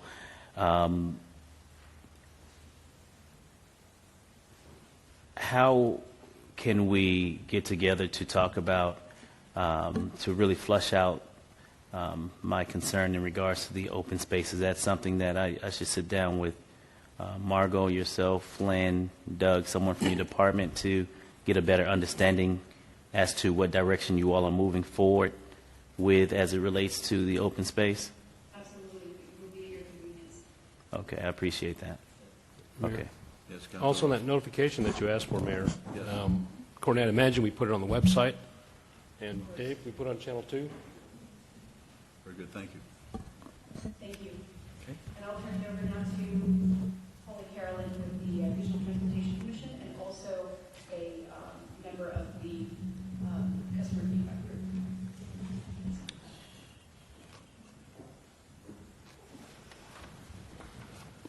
Ms. Carlin, what item are you going to be addressing?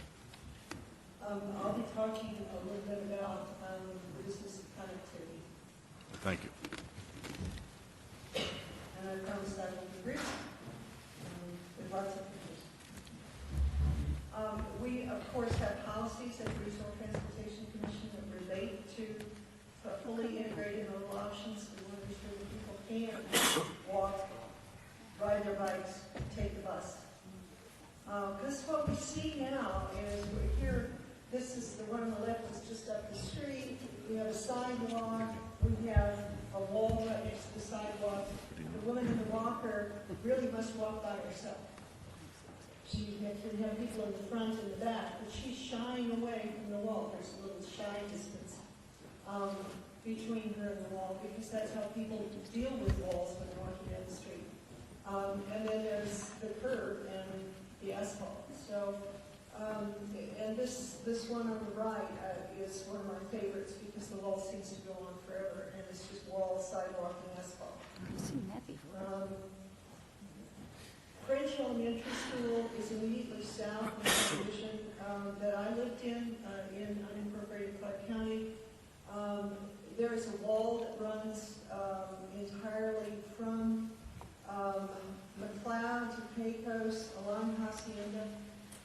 There used to be a gate periodically, apparently come along with a crowbar and widen the bars so the kids could slip through just a little bit easier.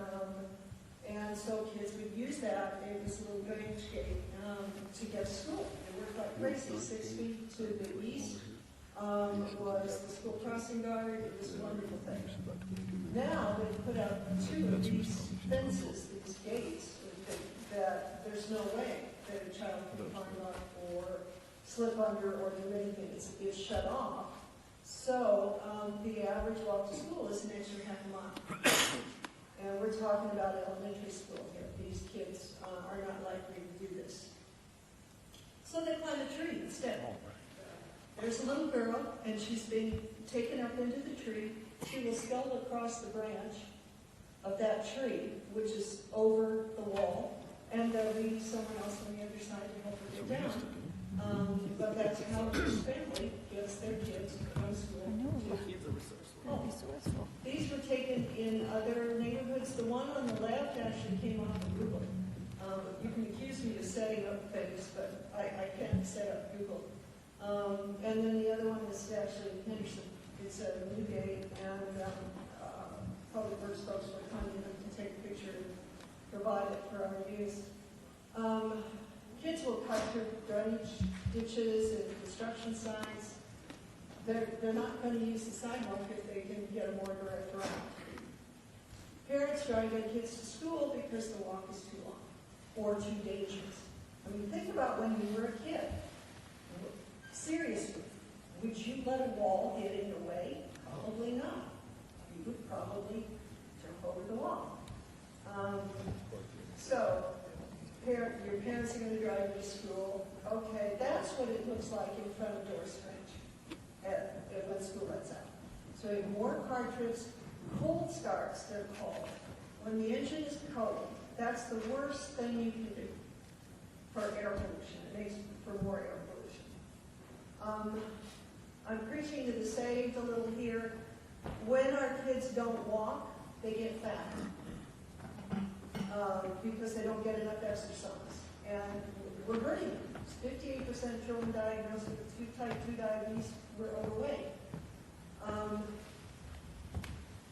If you sit in a small group, as I did not too long ago, we were hearing about how Zoloft can be replaced by exercise, and we all looked at each other and went, yeah, exercise is really good not only for your body, but for your mind, and that goes for kids. Self-esteem, stress, improved sleep. Adults are doing this kind of thing too. This is taken off the streets Boulevard North. That is a woman, and the little bump there is a 7-year-old's head, and she's proceeding. She will climb that wall, concertina wire and all, to get to her apartment. Sometimes people are going to the bus, sometimes they're shopping. It's not necessarily to school, although the school is the best example because this is little kids that not getting enough exercise or risking themselves just to get to school, one way or the other. Direct access leads to a healthier community. Adults won't walk more than a quarter of a mile to a transit stop. So, and adults who take transit tend to get enough exercise simply by walking back and forth to the bus. It's amazing. If you have a street that ends as the one on the left, I've stolen several pictures actually from your staff. They're wonderful. That just ends. If we opened the end of that street, it would take absolutely nothing more in terms of pavement. It takes less wall. You might want to have a gate. You might want to have a pedestrian gate situation with a pedestrian lock so that people still feel that they're safe behind the wall. But we can do that. So solutions are in the new code. And this is another picture of what looks like complete street, a better situation for people walking. There's a little room between the wall and the sidewalk. There's a little room between the sidewalk and the street. There's a place for the bike to be. I think it's Denmark is building its bicycle facilities for 55-year-old women going grocery shopping. And that image just it rings very true with us. We want to provide a situation where people feel safe. Mayor Keiss, can I make a comment? We are guilty in planning and process over the past several decades of allowing neighborhoods to be built like the one you showed us that you lived in. I know that neighborhood. We've got lots of them throughout the city of Las Vegas, lots of them throughout Clark County.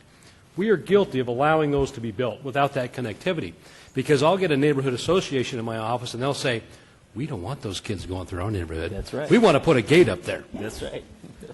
Well, and that's why we come back and we say, first of all, if there's a neighborhood association that comes to you or you go to them, there are a number of situations around the city of Las Vegas where it would take a pedestrian walk to open the gate that would let kids walk to school. Well, I think globally. And the gate already exists. It just, all it needs is a key so the kid can use it, and so the neighborhood feels like the only kids that are going to be in the neighborhood are the ones. No, there's a number of issues that go along with what you just described. But I want to say this. As we were talking about changing our Title 19, Title 18, as we're talking about walkable communities, as we're talking about getting rid of open space, the thought process is changing, and I will commend planning and development because you're doing something different. And that's good because we've always done the same thing the same way, and these are the results. And so that's significant for me. I know in the planning process, as developers come out in the Northwest to develop, we have these conversations about what those pocket parks are going to look like, or the connectivity to the main arterials, or how is Junior going to get to school. I have those conversations because I'm thinking about it, because I'm thinking about what really affects a family's life. These neighborhoods we've allowed to be built in this city, we're all guilty. Boxes, little prison camps, if you will, whatever you want to call them, where that child has to walk that far, where I'm not motivated to go take public transportation because it's too far to walk to the bus stop. That's the kind of conversation and thought process that we're at today, and we're changing the dynamic. We have to change how we think this is going to work for tomorrow. Yes. And what I find interesting too in that North Branch example that I showed you, inside the wall in that subdivision, there is much more crime than there is just east of it where I now live, that has no walls. Maybe it's because the police can control the streets, my street and not those streets. I don't know why. But I do know that, well, I had some guesses, obviously. Mr. Mayor? Yes, before you go, Councilman, the record should reflect that the crime is taking place in the unincorporated area. Yes, Councilwoman. Yes, sir. Isn't there a state organization that helps us plan the safe routes to schools? There is a state routes. And wouldn't it behoove us to work with that group, which has already done some years of study, to be able to get the safest routes to schools and to go along with that? I would say one of the problems in leaving those gates open or letting just certain children use them is soon somebody else has those keys and they're not as friendly to the residential people who live there. We have big problems with youngsters who don't care if they mess up a block wall or kick in the wall. You know, you've probably seen that where they've kicked the stone so they could climb over a wall to make it shorter. We have a place right near the Meadows Mall that I know Margot and her group and I myself would probably like to see open between the residents and the mall. But if we do that, then the youngsters who come from the junior high or the high school nearby cause big problems there. We have a whole lot of things that just move on, and it isn't just this that we're doing. That's why I'm saying we need to work with groups that are involved in other aspects of this, so as we look at it, we look at everything. We do have big problems with youngsters who are really cruel in treating other people's property, particularly property of older seniors. Thank you. Mr. Mayor, quick question or comment? Commissioner, yes, sir.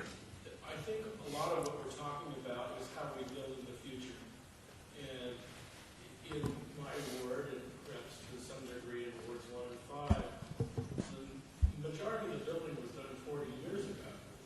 And so, and Mayor Pro Tem knows this better than anybody, many of the areas don't have sidewalks. We have streets that have sidewalks that are halfway down and then they stop. So, you know, it's important that we look to how we approve and entitle residential plan communities in the future. But I think one of our issues has always been, where do we find the money to make it safe for kids to go to school, or if you had a wheelchair or a walker, basically you got to go out in the street in many of our older neighborhoods. So my thinking is I know we're forward looking, but you know, a lot of the issues that are paramount to me, and I think for people who live in my ward, are things that occurred long before any of us were ever here. So how do we address those issues as we move forward? How did you and the Mayor Pro Tem address the issue of the beautification of East St. Louis, which is the kind of neighborhood you're describing, and now it's one of the nicest walkable neighborhoods in the entire city? How were you able to pay for that? Have you ever heard of going downtown? What does that mean? Going downtown, playing Oscar Goodman. Roll the dice. No, oh, I see. Oh, so the horseshoe paid for it. Well, I know recently we had discussions with Nevada Energy whereby they stepped up to the plate and finished the sidewalks that terminated at 17th and Oakey. They were picked up a half a block later.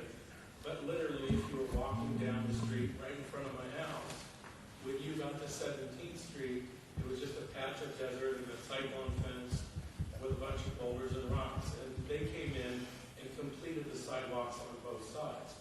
I think is a gesture of good faith. But how do you do that in residential neighborhoods throughout the community where sidewalks come and go? They happened long before any of us were here. But again, we're forward thinking in this, but we also at some point have to address how do you deal with the mature areas of the city? Which are getting more mature as every day goes by. As are the rest Well, of us. Mayor, if I can, we've been really, really fortunate that we've had those people in neighborhood services that worked with us. We've been able to get financing to put sidewalks along Bruce Street, at least on one side, so kids could go to school at the new school over there at Howard Hollingsworth. We did the same thing on Ogden Avenue. We applied for grants. They've done many, many things to help us get the funding for it.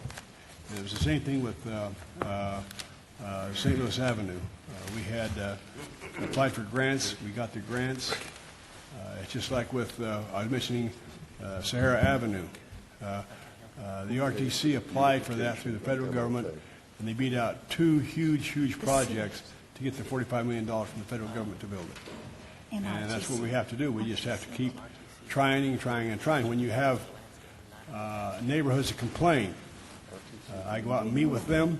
I explain to them about working with the neighbors, coming in and getting financing through them, through long term. And they say, well, we can't afford that. So then you just say, hey, then we'll just keep looking then. And that's all we can do, is just keep trying. Thank you. Well, Darrell, thank you very much. Appreciate it. Thank you. Oh, one other. It's great. I saw it today. About the pedestrian gate key. That would be the same key that was used in the front. So if you're going out the main gate, you have a pedestrian gate key. If you put it under the pedestrian gate, it would be the same key. It would work the same way. Should I tell? Yeah, Councilwoman, Yes. is it Campbell that has the gate? Which street has the gate over on off Charleston? That Campbell, is it? No, are you talking about near the... Near the church. Near the church. Near the LDS church. Yeah, that's not Campbell. That's... No? no, Cashman. No, it's it's further up. It's... Yeah, well, there's a gate there. Yes, there is. It's a closed gate that the city put in. Right. Yes. Does somebody have a key to open it? Yes, the only person who evidently has the key is the person who runs the LDS church there.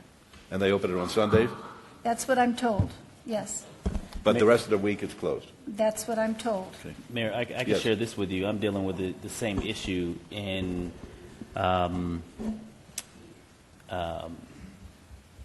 Gallegos neighborhood. Yes. Bonanza Village. Not Bonanza Bonanza Village. No.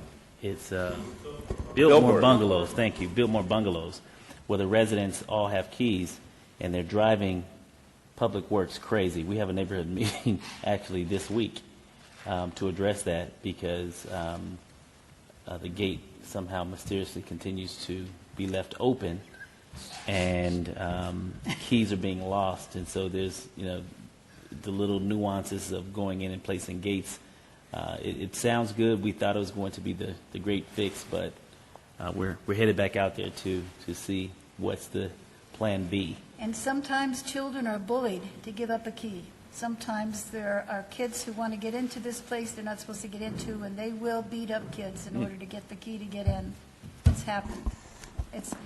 There's got to be a way to figure it out, and I know what you're saying, but it shocks me. It shocks me what happens to kids, and as they're just trying to do things that are safe. All right, thank you. Thank you very much. Mr. Perigo, what are you talking about? Good afternoon, Mayor and Council, Mr. Chairman, County Commission, Tom Perigo, Office of Administrative Services, Sustainability Officer.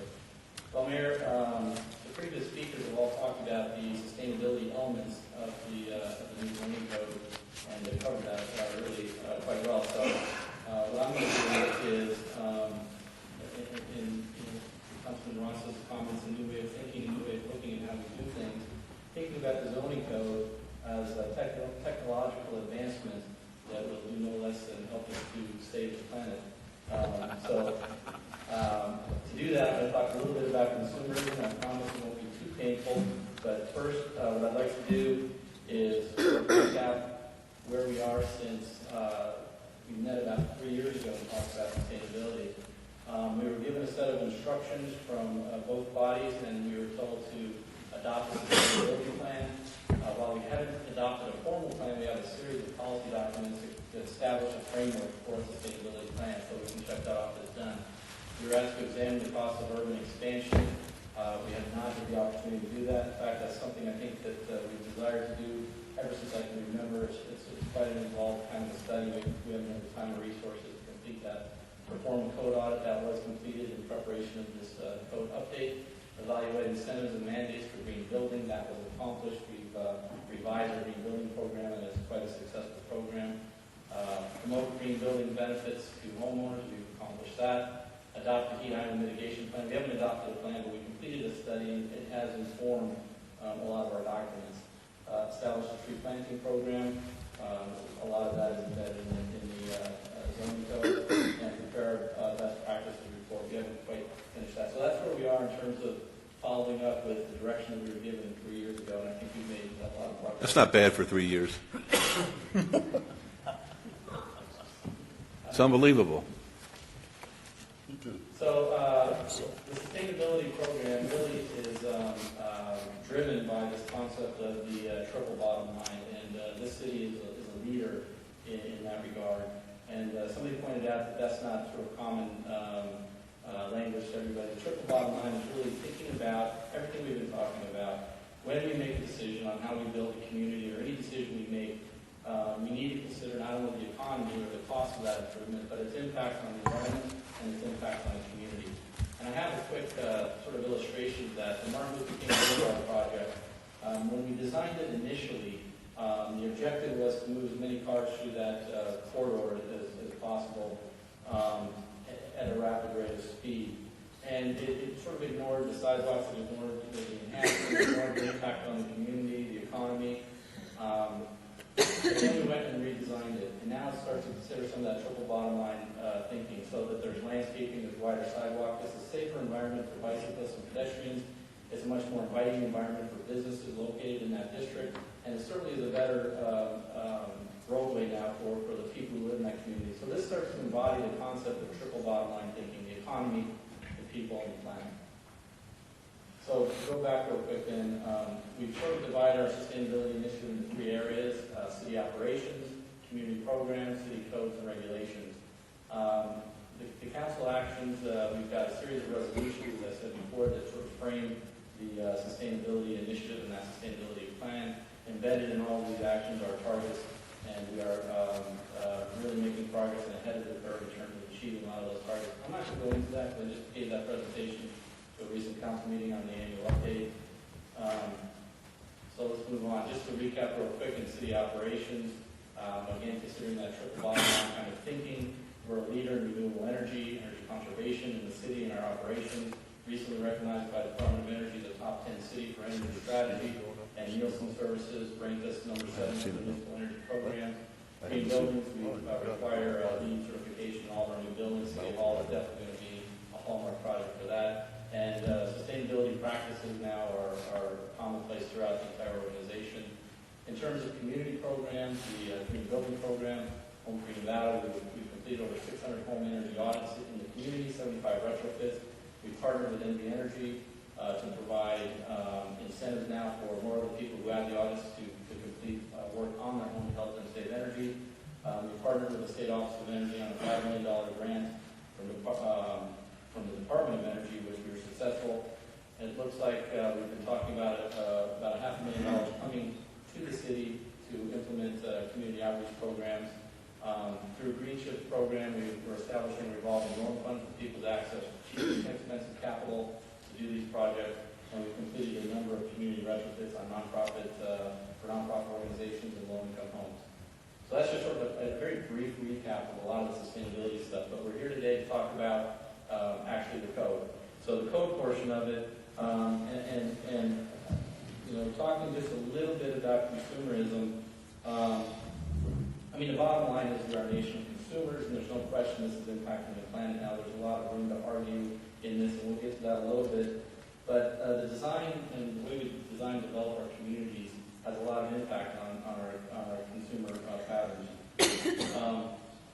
In the U.S., we constitute 5% of the world's population, but consume 24% of the world's energy. I just learned this yesterday, actually. The average American requires 195 pounds of material extraction each day to sustain their standard of living. When we think about bigger homes, further away from an employment center, requiring more furniture, more materials, more supplies to maintain the home, more supplies going into the home, more energy for the home, more cars, more fuel in the cars, you can start to see why we're creating this demand for extracting materials. The U.S., we throw out 200,000 tons of edible food daily. Food waste accounts for 1/4 of freshwater consumption, 300 million barrels of oil annually. The average American generates 52 tons of garbage by the age of 75. Per capita waste has quadrupled since the 1960s.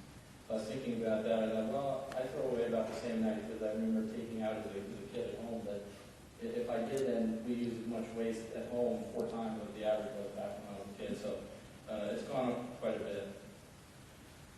50% of the wetlands, 90% of the northwestern old-growth forest, and 99% of tall grass prairie have been destroyed in the last 200 years. Every day, an estimated 9 square miles of rural land are lost to development.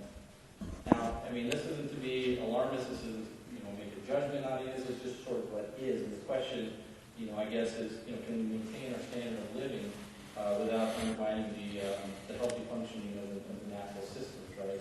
And so, one argument that's always put forth, and I think rightly so, as resources become scarce, market prices will adjust, and through technology, less expensive alternatives will emerge. In other words, technology will allow us to continue to consume and maintain our standard of living without undermining the planet. Other than point out, Mr. Perigo, Mayor? Yes. I'm glad that you touched on the technology because that's exactly where I was leading into.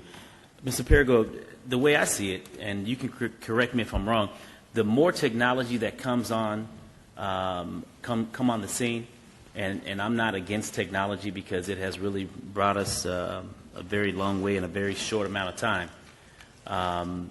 The more technology that comes on, the more wasteful I view us as a population become. Let's just, for example, I can hold this little device up.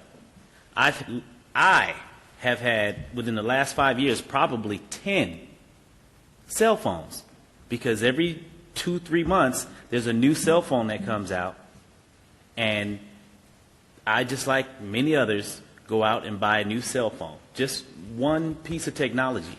And that's waste. That's a lot of waste. So I'm not blaming technology, but there has to be a way for us to really, if we're talking about energy efficiency and self-sustainability and finding ways to recycle, I think we need to really come up with a creative way to back down from a lot of the waste through technology, just one area through technology that is very damaging to our community and our society. And I don't know if you agree with that or not, but that's just one example that I can throw out as far as, the waste that we continue to build upon. Well, that's exactly right, Councilman. I do agree with that, and that's exactly where we're headed with this presentation. And it's funny you brought up the cell phone because I was thinking the same thing. In my family, I've got my wife and 3 children. We've probably gone through, there's a huge box of cell phones in the garage. This is nuts. When I was a kid, we had one phone for the entire family. That's great. The entire time I was growing up. But, this is because my dad would never, spend money on a new phone, but it worked, so that was fine. So, No, that's an excellent question, though. It's sort of, can we have our cake and eat it too? I mean, is technological advancement accelerating the depletion of our resources to the point where we can't sustain the natural system?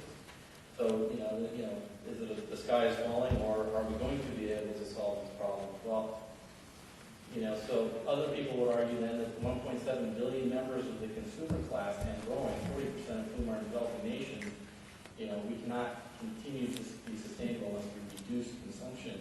When you think about it, we're 5% of the population consuming 25% of the resources. Guess what the other 95% of the population wants? They want exactly what we have. So this is going to kind of create this fierce competition for these resources. Prices are going to go up. It's going to be increasingly difficult to maintain our standard of living. But I opt for option 3, which is apply technology to triple bottom line. So technology is a practical application of knowledge. It's not just a new computer or a new whiz-bang gadget. It's a practical application of knowledge. So we can take that and think about applying that to the environment, the economy, and our communities as we make decisions moving forward as a city. And so I would submit that the zoning code, and what you've heard about, the elements that are sustainable, really do consider the triple bottom line and do provide us a way that we can continue to maintain a standard of living while reducing our impact on the planet. So without going into a lot of detail, because you've heard all this already, but things like consolidated zoning districts allow more flexibility in community design and the kinds of housing products that we provide.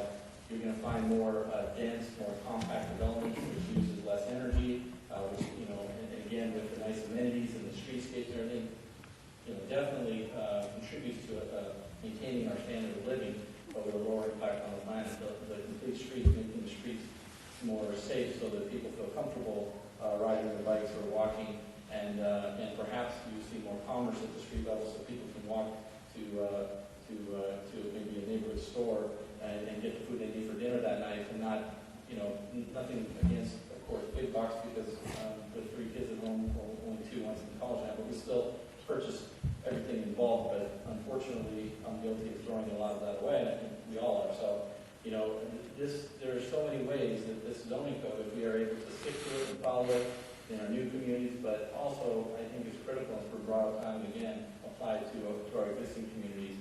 And I think the triple bottom line is, how do we afford that? How do we afford to maintain a tree, or how do we afford to go in and retrofit streets, put in white sidewalks? I think triple bottom line thinking says, how can we afford not to? When you think about the long-term prosperity of our community, for the economy, the businesses, and the people who live here, the health of the people, the health of the environment, it's a question of how we allocate our resources moving forward. Increased connectivity, talked about that as well, making the communities more walkable, again, safe environment for people to use other options besides just the automobile. Stormwater management, parking lot landscaping, reducing the urban heat island effect. So there's just many ways, again, that this new zoning code is, like I said, I want you to think of it as a technological advancement that's really going to be a tool that's going to help us create a better place while reducing our impact on the planet. So that concludes my remarks. I'd be happy to answer questions or argue any of the points. All right, thank you. Any comments or questions on Mr. Perigo's report? Thank you very much. Appreciate it. Mayor, I'm just going to introduce Mr. Fagg to his presentation on walkable communities, but in order that you will have the opportunity to give him your full attention, we will not be doing the last item. I will do that except for briefings, because I'm afraid that we're going to be running short on time, so Mr. Fagg's presentation will be the last one for this afternoon's session. Okay, that's the item number 7, which is the presentation of the Citizens Academy of Planning. Is that a long presentation? No, but I'm concerned about the time, sir, so I'll leave it to you. All right, let's see how long. Let's see how long Mr. It's all Fagg. about options, and we'll leave that option up to you. Okay, let's hear Mr. Fagg's report, and then we'll decide. I'll be slightly longer than 3 minutes, but only slightly. All right. Back in March of 2009, we introduced the concept of walkable community plans to you by introducing the APA Great Streets and Great Neighborhoods program. In that program, they identify what are the qualities of great neighborhoods. We also talked about why we, as the city of Las Vegas, would want to have very desirable neighborhoods.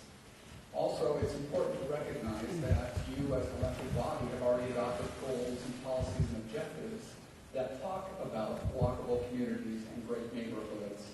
In addition, the city's strategic plan also talks about livability of our neighborhoods, promoting healthy lifestyles, and revitalizing our existing neighborhoods. Also, we talked about the climate protection resolution, our sustainability initiatives, how those also play into the idea of I sort of like that logo better than ours. But most importantly, we need to think about our the neighborhoods strategy. as neighborhoods of lasting value for those who live in them, and then also for us as a city organization. Most importantly, we need to think about our neighborhoods as improved quality of life for our residents. That's really what we're here. I'm going to skip through some of this very quickly. I think we already know what the benefits of walkable communities are. We talked about many of those benefits earlier today. Let me talk about how we start. We've given you the presentation on the Uniform Development Code in terms of things that we will be adding to the code that help to encourage walkable communities. Your questions earlier have talked about what do we do with existing neighborhoods, and that's really what I'm going to focus my comments on today. What we are proposing to do is to develop walkable community plans for our existing neighborhoods, which will help address some of the concerns that you've already identified. As we talk about walkable communities, people often think that the only place you can have a walkable community is downtown. That's the only place that's walkable. Actually, Christopher Lineberger from the Urban Lands Institute has defined 5 different types of walkable neighborhoods, anything from downtown to very suburban in nature. And so you can have a full spectrum of walkable communities.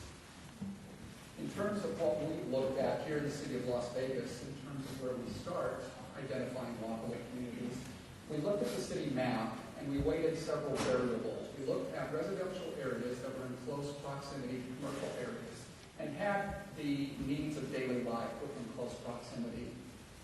As you'll see from the map on the screen in front of you, the red areas identify areas that are very walkable or could be very walkable. And so you'll notice that not only is the downtown area red, but you also get pockets of red throughout the city. And so as I was stating earlier, as we think about walkable communities, they're not just downtown, but we can have them throughout the city. So what is a walkable community plan?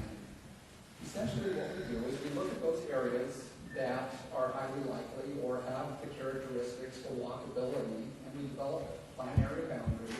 We assess the existing conditions, and then we work with residents to identify improvements that need to be made to the neighborhood. We then develop a step-by-step implementation plan and then pursue grants and other funding opportunities, just as you had talked about with the medians on St. Louis, looking at all the funding opportunities that are available to us to implement these types of improvements. In terms of assessing the existing conditions, we need to look at the sidewalk network. We need to look at where the bike lanes are. Are there street trees? Are there crosswalks?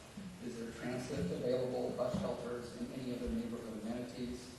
Also, it's very important that we get the public input on the walkable community plans. They are the ones who experience their neighborhood every day. They know what the problems are. They know what the amenities are. They know where they want to go, and they know what needs to be improved. And then finally, implementation, as I already talked about. It's important that we develop a plan for bringing these improvements into place. And that means being able to coordinate with other capital projects that may be in the development pipeline, and also being able to seek grant funding for these types of improvements.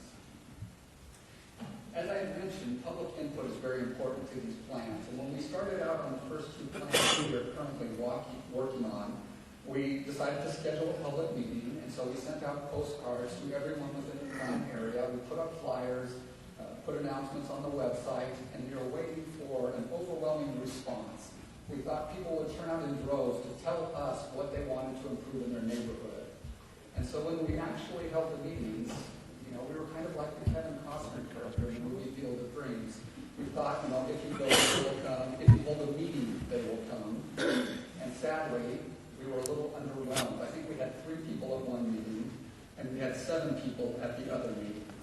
And so we realized that we kind of needed to go back to the drawing board, because again, public input is crucial to developing these plans. And you can't do that with 3 people or with 7 people. You need more people. And so like the 1970s TV show The Partridge Family, Margo and I decided that we needed to load up the bus and take our message to them instead of expecting them to come to us. And so that's exactly what we did.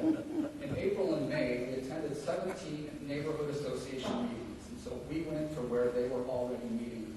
So we went to the neighborhood associations, we went to the homeowners associations. We set up a table with the RTC at Meadows Mall, identifying the Walkable Communities program. One of our staff members set up a booth at a 5K race that was held in the Meadows neighborhood and was passing out comment cards. We went to the back-to-school fairs and passed out our materials there.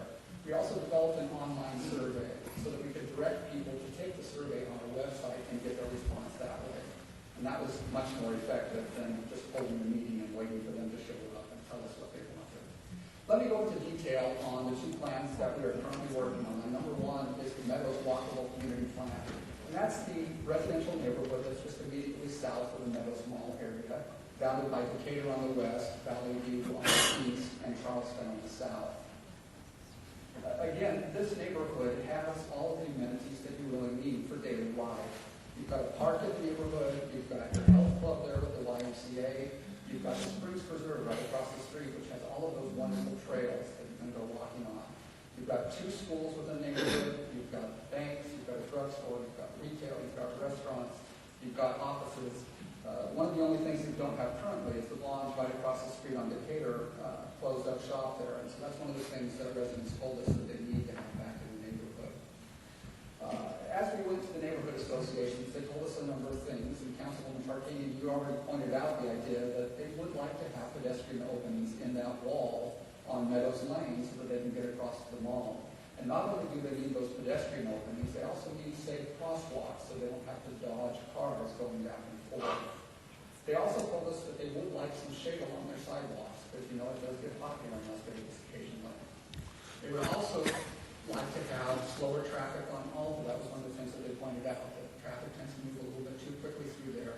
Also the bike lanes, although we do have designated bike lanes there, the striping is worn down and people don't feel as safe cycling there along Alta as they used to.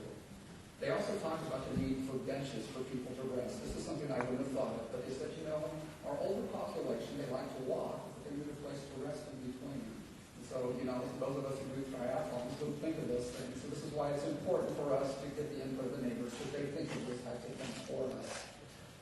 Also, personal safety was something that came up as we met with the different neighborhood associations. One of the residents told me that she didn't feel safe walking the dog after 6 p.m. because there wasn't adequate lighting in her neighborhood. So that's one of the things that we have to look at. Something that's very important to walkability. And then, as I had already mentioned, they pointed out that they are missing a grocery store. And hopefully we'll have a new grocery store coming in there. We do. I just want to tell you, you can feel relaxed. We do. By the first part of next year, we'll have that new grocery store. So we've already achieved that. There you go. Another thing that we looked at here in the Meadows neighborhood is the Meadows Mall site. Looking at the possibility of reusing that site. General Growth Properties, who owns the mall, has already done studies on other malls that they own, most notably Cottonwood Mall in Salt Lake City, in terms of redeveloping that mall as a mixed-use center. And so what we did was we engaged the city's Green Council to help us look at what are some of the possibilities that could happen there with the Meadows Mall. One of the scenarios was to leave the existing mall in place and looking at slightly more intense development in the periphery of the mall parking lots. Another scenario was to leave the mall partially rebuilt, leaving some of the anchor stores, and then adding additional uses such as inline retail or residential uses to the site there. And then this third scenario looked at completely starting over on the mall site and how that might be redeveloped. What those scenarios indicated to us that, number one, in terms of the zoning and land use, we've already got that in place to allow mixed-use development there on the site. So we're okay there. We also have mixed-use parking regulations, as we talked about earlier today, that takes advantage of the natural relationship between residential and commercial uses and how we don't need as many parking spaces. We don't need all of that asphalt there. So we're okay in those areas. But one of the things that the Green Council pointed out to us in their scenarios is that we need to look at changes to our setbacks in terms of if this mall were redivided and redeveloped in some other way, that we might need to look at setback reductions. We also might need to look at changes to our lot coverage. And again, Courtney has talked about those items. And then also our residential adjacency regulations. Other things that the Green Council pointed out to us were improvements needed in terms of Meadows Lane and making pedestrian connections to the neighborhood to the south. And then most importantly, connecting that to transit.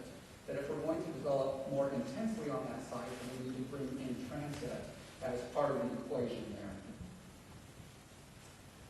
So in terms of the plan that we're working on for the Meadows neighborhood, we're actually going street by street in developing recommendations, as you can see in the examples that you have on the screen there. Adding street trees along the streets where there isn't any shade, and opening the wall between neighborhood and Meadows there.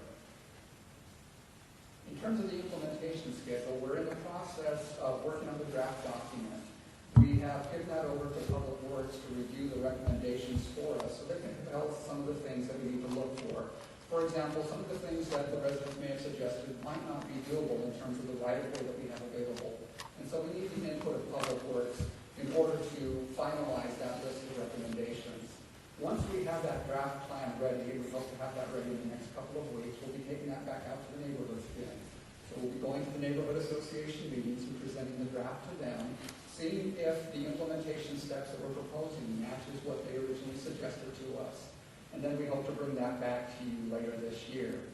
Once the Walkable Community Plan is adopted, then that's when we go forward with actually implementing the plan and start to seek funding for those improvements. Let me talk a little bit about the Sahara West Walkable Community Plan, which is the other one that we're currently working on. And this takes in the area at the intersection of Sahara Avenue and Fort Apache.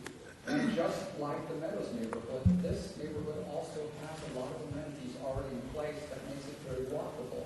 And this is probably surprising to a lot of people, but you've actually got a lot of great things there. For example, you've got the library there, you've got parks within the neighborhood, you've got school within the neighborhood, you've got all of your neighborhood retail, such as banks, dry cleaners, you've got the drugstore, you've got grocery store, you've got restaurants, you've got a movie theater that you can walk to, you've got office, you've got medical office. And so you've got all of the amenities of daily life, all of the things that people would want to walk to. As we met with the neighborhood associations and the homeowners associations, that very question came up. One of the gentlemen, one of the residents asked me, you know, this is a good area, people aren't going to walk here. And one of the other neighbors turned around to him and said, well, you know, my wife and I walk to the movies a couple of times every month, or we go to a restaurant. So even though this is a suburban area, and people think that you can only drive your car into the suburbs, you can't actually walk, here in this area you actually can. You're very close to all of the amenities that you need right there.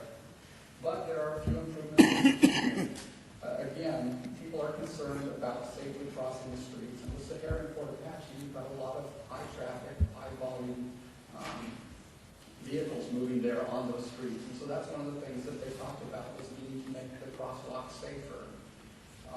One of the things they talked about that I wasn't aware of is that there's a lot of pedestrian use on Sahara across from Citibank going back and forth to the bus stop that's actually on the north side of the street there. One of the things they suggested was a pedestrian bridge because there seems to be a lot of pedestrian crossings there. They talked about the bus stops also needing additional shade trees along the sidewalk. A lot of the residential neighborhoods have adequate shade trees, but there on Sahara, they indicated to us that there wasn't really enough shade on there. So again, with the Sahara West Walkable Community Plan, we're doing the same thing as we are doing with the Meadows Plan, going street by street, identifying improvements to those areas that are needed, looking at the pedestrian network, making sure that we have total interconnectivity, also looking at the safety of crosswalks there in the neighborhood and where we may need additional crosswalks, pedestrian comfort in terms of shade trees, etc. Same implementation schedule as with the Meadows Neighborhood Walkable Community Plan. We're going on the same schedule as with that one in terms of having the draft plan nearly complete now, and then we'll be bringing it to the Planning Commission and City Council later this year. One of the things that we have going on here in this Walkable Community Plan area is that we do have the Sahara BRT line. And so as I was talking about funding for these projects, that's one of the things that we can do is we can coordinate the pedestrian improvements with any other construction projects that we might have. And by having an action plan, we can easily point out, for example, to the RTC, you know, we really need to look at this crosswalk here on Sahara to make it safer. So that's something that they can incorporate as part of their BRT improvements. And so that's one of the why it's important that we have an action plan with these walkable communities so that we can immediately go forward whenever we have some type of a capital project coming down the line and incorporate those changes as part of that. Future walkable community plans. We are also beginning to do work on Jackson Avenue walkable community plan in West Las Vegas. As with the other plans, this area has a lot of amenities, parks, school, it has general retail, it has a grocery store now, thank you very much, restaurants, and then we have a lot of people coming in to attend the churches on Sunday. In terms of our schedule, what we're hoping to do is we're hoping to follow along all of the good work that's been done on F Street in terms of looking at the redesign of F Street, and also the work that Public Works is currently doing on D Street improvements and Jackson Avenue improvements, so that we can kind of coordinate what we're doing with walkable community planning with those efforts and continue along that line in making improvements to the neighborhood. And so what we hope to do is begin meeting with neighborhood associations this fall, present the draft to the residents in the spring, and then in the late spring come before you with a completed plan. Another area that we're looking at is at 28th Street and Bonanza. And this too, like the others, has a lot of the amenities of daily life within walking distance. You've got some great residential density right there. You've got commercial on the intersection of Eastern and Bonanza. You've got the needs of daily life. But one of the things that's unique about this is the housing authority is actually looking at redeveloping their properties. And based on the direction that's coming down from the federal agencies from HUD, they're looking to redevelop those as mixed-use, mixed-income communities. And so by pursuing a walkable community plan in this area, we can incorporate what we're doing with what the housing authority is doing and bring those two efforts together. So I think this really has a lot of potential. And so, again, with the schedule on this one, we're looking at going to the residents in the spring of 2011, and then the draft plan in the summer, and then before we get involved with that plan. Other walkable community plans, again, going back to the initial map that we did of the city, the intersection of Buffalo and Cheyenne is one of those areas that shows up as having a lot of the amenities that we look for in a walkable community, and then you also have a significant number of residential properties right there close by. And then another area that showed up on our initial search was Rancho and Craig. Again, same conditions where you have everything that you need in terms of neighborhood retail. You've got amenities such as parks and schools available there, and then you've got the residential density to support it. So that's another one that we're looking at here in the future. One of the last things that I just wanted to point out to you is other efforts that may be underway. The Department of Transportation and HUD are offering funds for community challenge planning grants. Again, the federal agencies are looking at how we can make communities more sustainable, and so they're offering funding in order to make that come to pass. Public Works has spearheaded the grant application for this, and what we are attempting to do with this application is to align our transit plans, our pedestrian and bicycle networks, and our land use into one comprehensive plan for the downtown area. And basically what we're doing within the parameters set by DOT is we're looking at a 3-mile radius from the new downtown transportation center. And what that does is that incorporates 3 of our planned walkable community areas. It incorporates our downtown Centennial plan. It incorporates our medical district plan. And so this gives us a great opportunity to, again, look at how our individual planning efforts for communities can be brought together as a whole. One of the things that I also wanted to point out is in talking about federal sustainability, at the state APA planning conference that will be held right here at the district school next week, Phyllis Hargrove, who is the local representative for HUD, will be doing a training session on federal sustainability programs. And so that's something that's very important to us, is that we're aware of what's going to be made available to us federally in terms of dollars that will become available for pedestrian improvements, for sustainability improvements. So again, walkable communities are plans that help us to implement the master plan, that help us to accomplish the city's strategic plan, that implements sustainability initiatives, and ultimately what we hope to do is to create great communities here in the city of Las Vegas. Thank you very much. Thank you. Are there any comments or questions on the report? Yes, Councilor Wilson. Thank you, Mayor Goodman. Good presentation. One of the two planned walkable communities is in my ward, the Sahara in Fort Apache. It's a great neighborhood. The improvements you talk about are fantastic, but unless we get the grants you're talking about, we don't have the money to pay for these things. So one of the last things you said just a minute ago is probably the most important thing you said, which is attending seminars or presentations or what have you to learn how to effectively, with results, apply for these grants so we can get the money to pay for the things you're talking about. Am I right, or am I missing something here? Thank you. Any other comments or questions? Mr. Mayor? Yes, Councilwoman. Just sort of summarizing everything, I think we got some tremendous information today, and you know what, you can almost feel an excitement that we're close to being great. We're not great yet, but we're really close to being great in so many different ways, by so many different people on staff who have worked hard on this. And if we could get these kinds of neighborhoods, I can't begin to tell you how excited some of the residents are who just get a little bit of uplift with some additional trees or a beauty where we're reconstructing some of the things that have fallen in disrepair. So what I'm trying to say is grants or no grants, whatever it is, we just have to keep going and work hard and get that dream for the mayor. Okay. Thank you. Thank you. Any other comments or questions? All right, thank you very much for that report. Ms. Wheeler, I think I'm going to take you up on your offer. The hour's fairly late. Ms. Bridges, on item number 7, if we are going to put that off to a later time, should the motion be to obey or to strike? No motion? Then I should keep quiet. Okay. If I may just thank the Council and the Planning Commission for your attention today.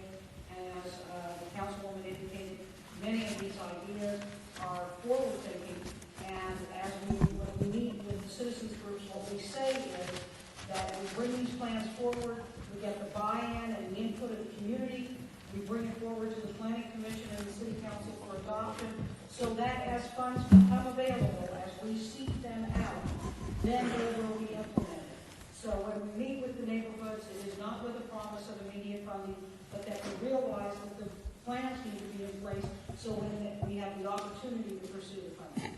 All right, thank you very much. And yes, Mr. Truesdale. In regards to the funding aspect of this, these are some great plans. Some great, staff done a wonderful job. The city's got a great future ahead of it. But in some of these neighborhoods, some of the smaller neighborhoods, we're all in those neighborhoods. Even some of them, 25. We're all, this community's aging, and there's not great developments happening on the peripheral development level. Is there a process where small neighborhoods could work within the association and accomplish these things within themselves with staff help? And that's, if I may. I don't know if there's a mechanism for some of that almost special improvement district fund overlay fund. When we are out meeting with all of the various groups, everything from PTAs to student associations and the neighborhood associations, what we do is make those contacts to help work with them. The Neighborhood Services Department has some grants, but there's also the opportunity for the neighborhoods themselves to begin that dialogue and look at their communities. And that's part of the empowerment that we are working on, in addition to the Citizens Academy, which we'll hear about at a future date. All right, thank you very much. Any other comments or questions before we have citizens' participation? Yes, Mayor. Yes, Council. This is a question more so for our city manager. Betsy, is there a way for us to bring the Citizen Academy under your agenda item for the City Council? Sure. We can certainly put that on an upcoming agenda and go over that. Absolutely. That's not a problem. I think that would be great to advertise for all the residents, because I'm pretty sure you'll be looking for residents from each ward. And with the rebroadcast, I think that would be very beneficial to have that segment underneath the city manager's update, if that's okay. We'll put it on the administrative agenda and give you the report that you would have gotten here at a council meeting. If that's okay with you, Mayor, that's Oh, just yes, a suggestion. absolutely. That's a good idea. Mayor, how do we get that same presentation to the planning commissioners? I'm sorry, I missed How will that. we get that same presentation to our planning commissioners? Well, what we'll do is we'll just schedule it for both groups, and we'll put it on one of your regular agendas and then the next planning commission agenda that has room or can meet the posting deadlines. We do a director's business item at the planning commission, and then we present these items at that time. All right, very good. Thank you very much for joining us here today, and thank staff for a wonderful presentation.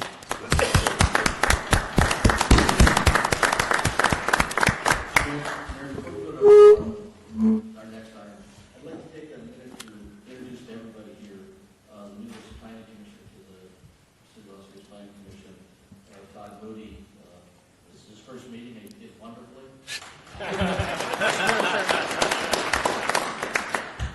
Right, thank you very much, and we welcome you to the city family, and we appreciate your work in advance.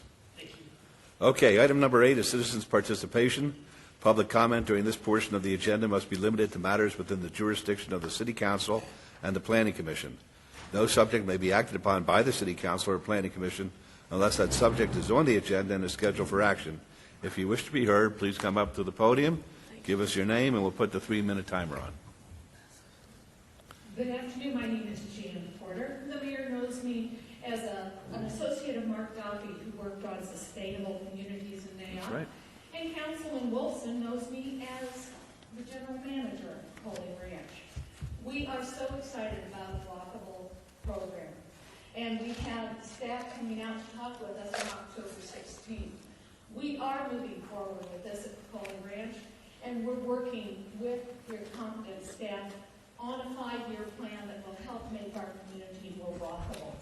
And so, yes, we've bought in. We're excited. We're ready to start looking for some grants ourselves and work with you guys on that. So the buy-in's there, Mayor. Good. You've got your first converts. Thank you. Mayor Goodman, I'm sorry, I thought you were finished. The other part of it that I want to talk to you about is I'm excited about the virtual planning that you're working on with the planning department. Because for a year, Holy Ranch has been trying to get a communications tower into an area that really is not usable land for us.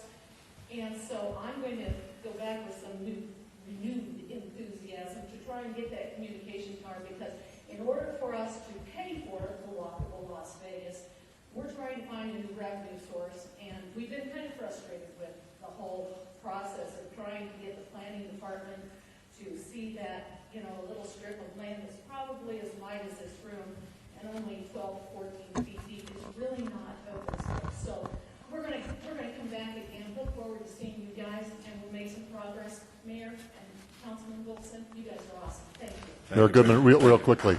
Jan, thanks so much for coming down today.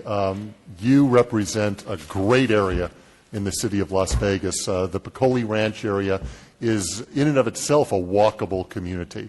I'm very proud to have that community in my ward, so thanks so much for coming down today. Thank you very much.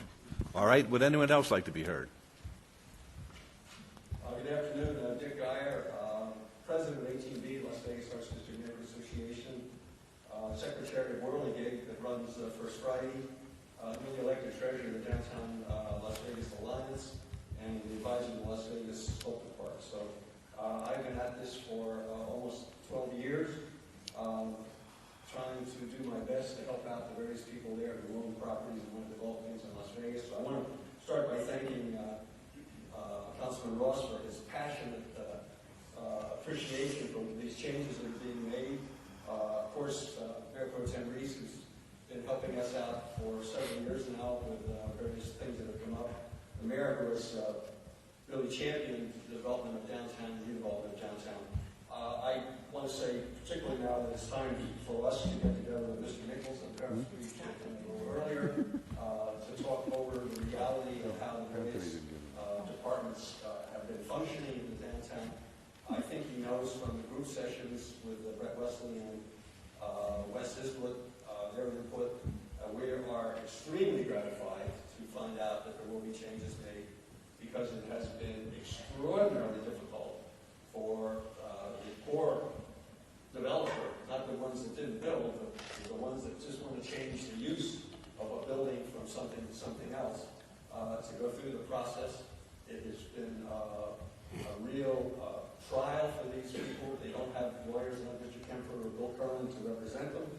So this is very, very welcome, particularly in this time when the economic situation is such that even thinking of redeveloping something, let alone building from scratch, is a very difficult proposition. So I will give you my card as I walk out. Second, I just wanted to let you inform you that the recent changes in the fees that were done a couple weeks ago, I have to apologize.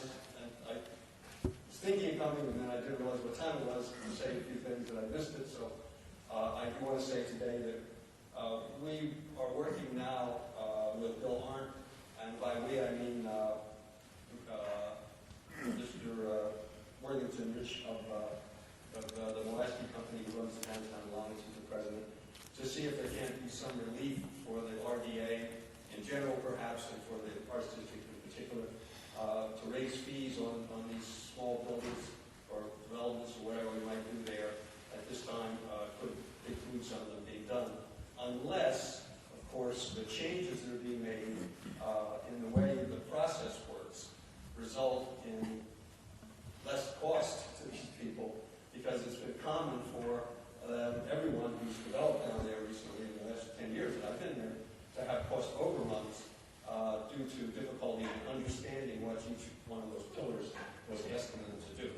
And I say that with absolute assurance that every single developer I know that's put something down there has had difficulties that have cost them extra money beyond what they could budget. So I really appreciate this meeting. That's why I sat through the whole thing, to be serious. And I look forward to working with Mr. Nichols to allow, really, the development to continue, perhaps at a slow pace, but to continue in Garson Street and the surrounding area, and perhaps in the whole RDA. Thank you. Thank you. Would anyone else like to be heard? All right, seeing none, Commissioner Truesdale, would you please close the Special Planning Commission meeting? We'll now close the Planning Commission meeting. Thank you very much, and I declare the Special City Council meeting adjourned. Thank everybody. Thanks, boss. I'll take a little more time than I would like. Okay.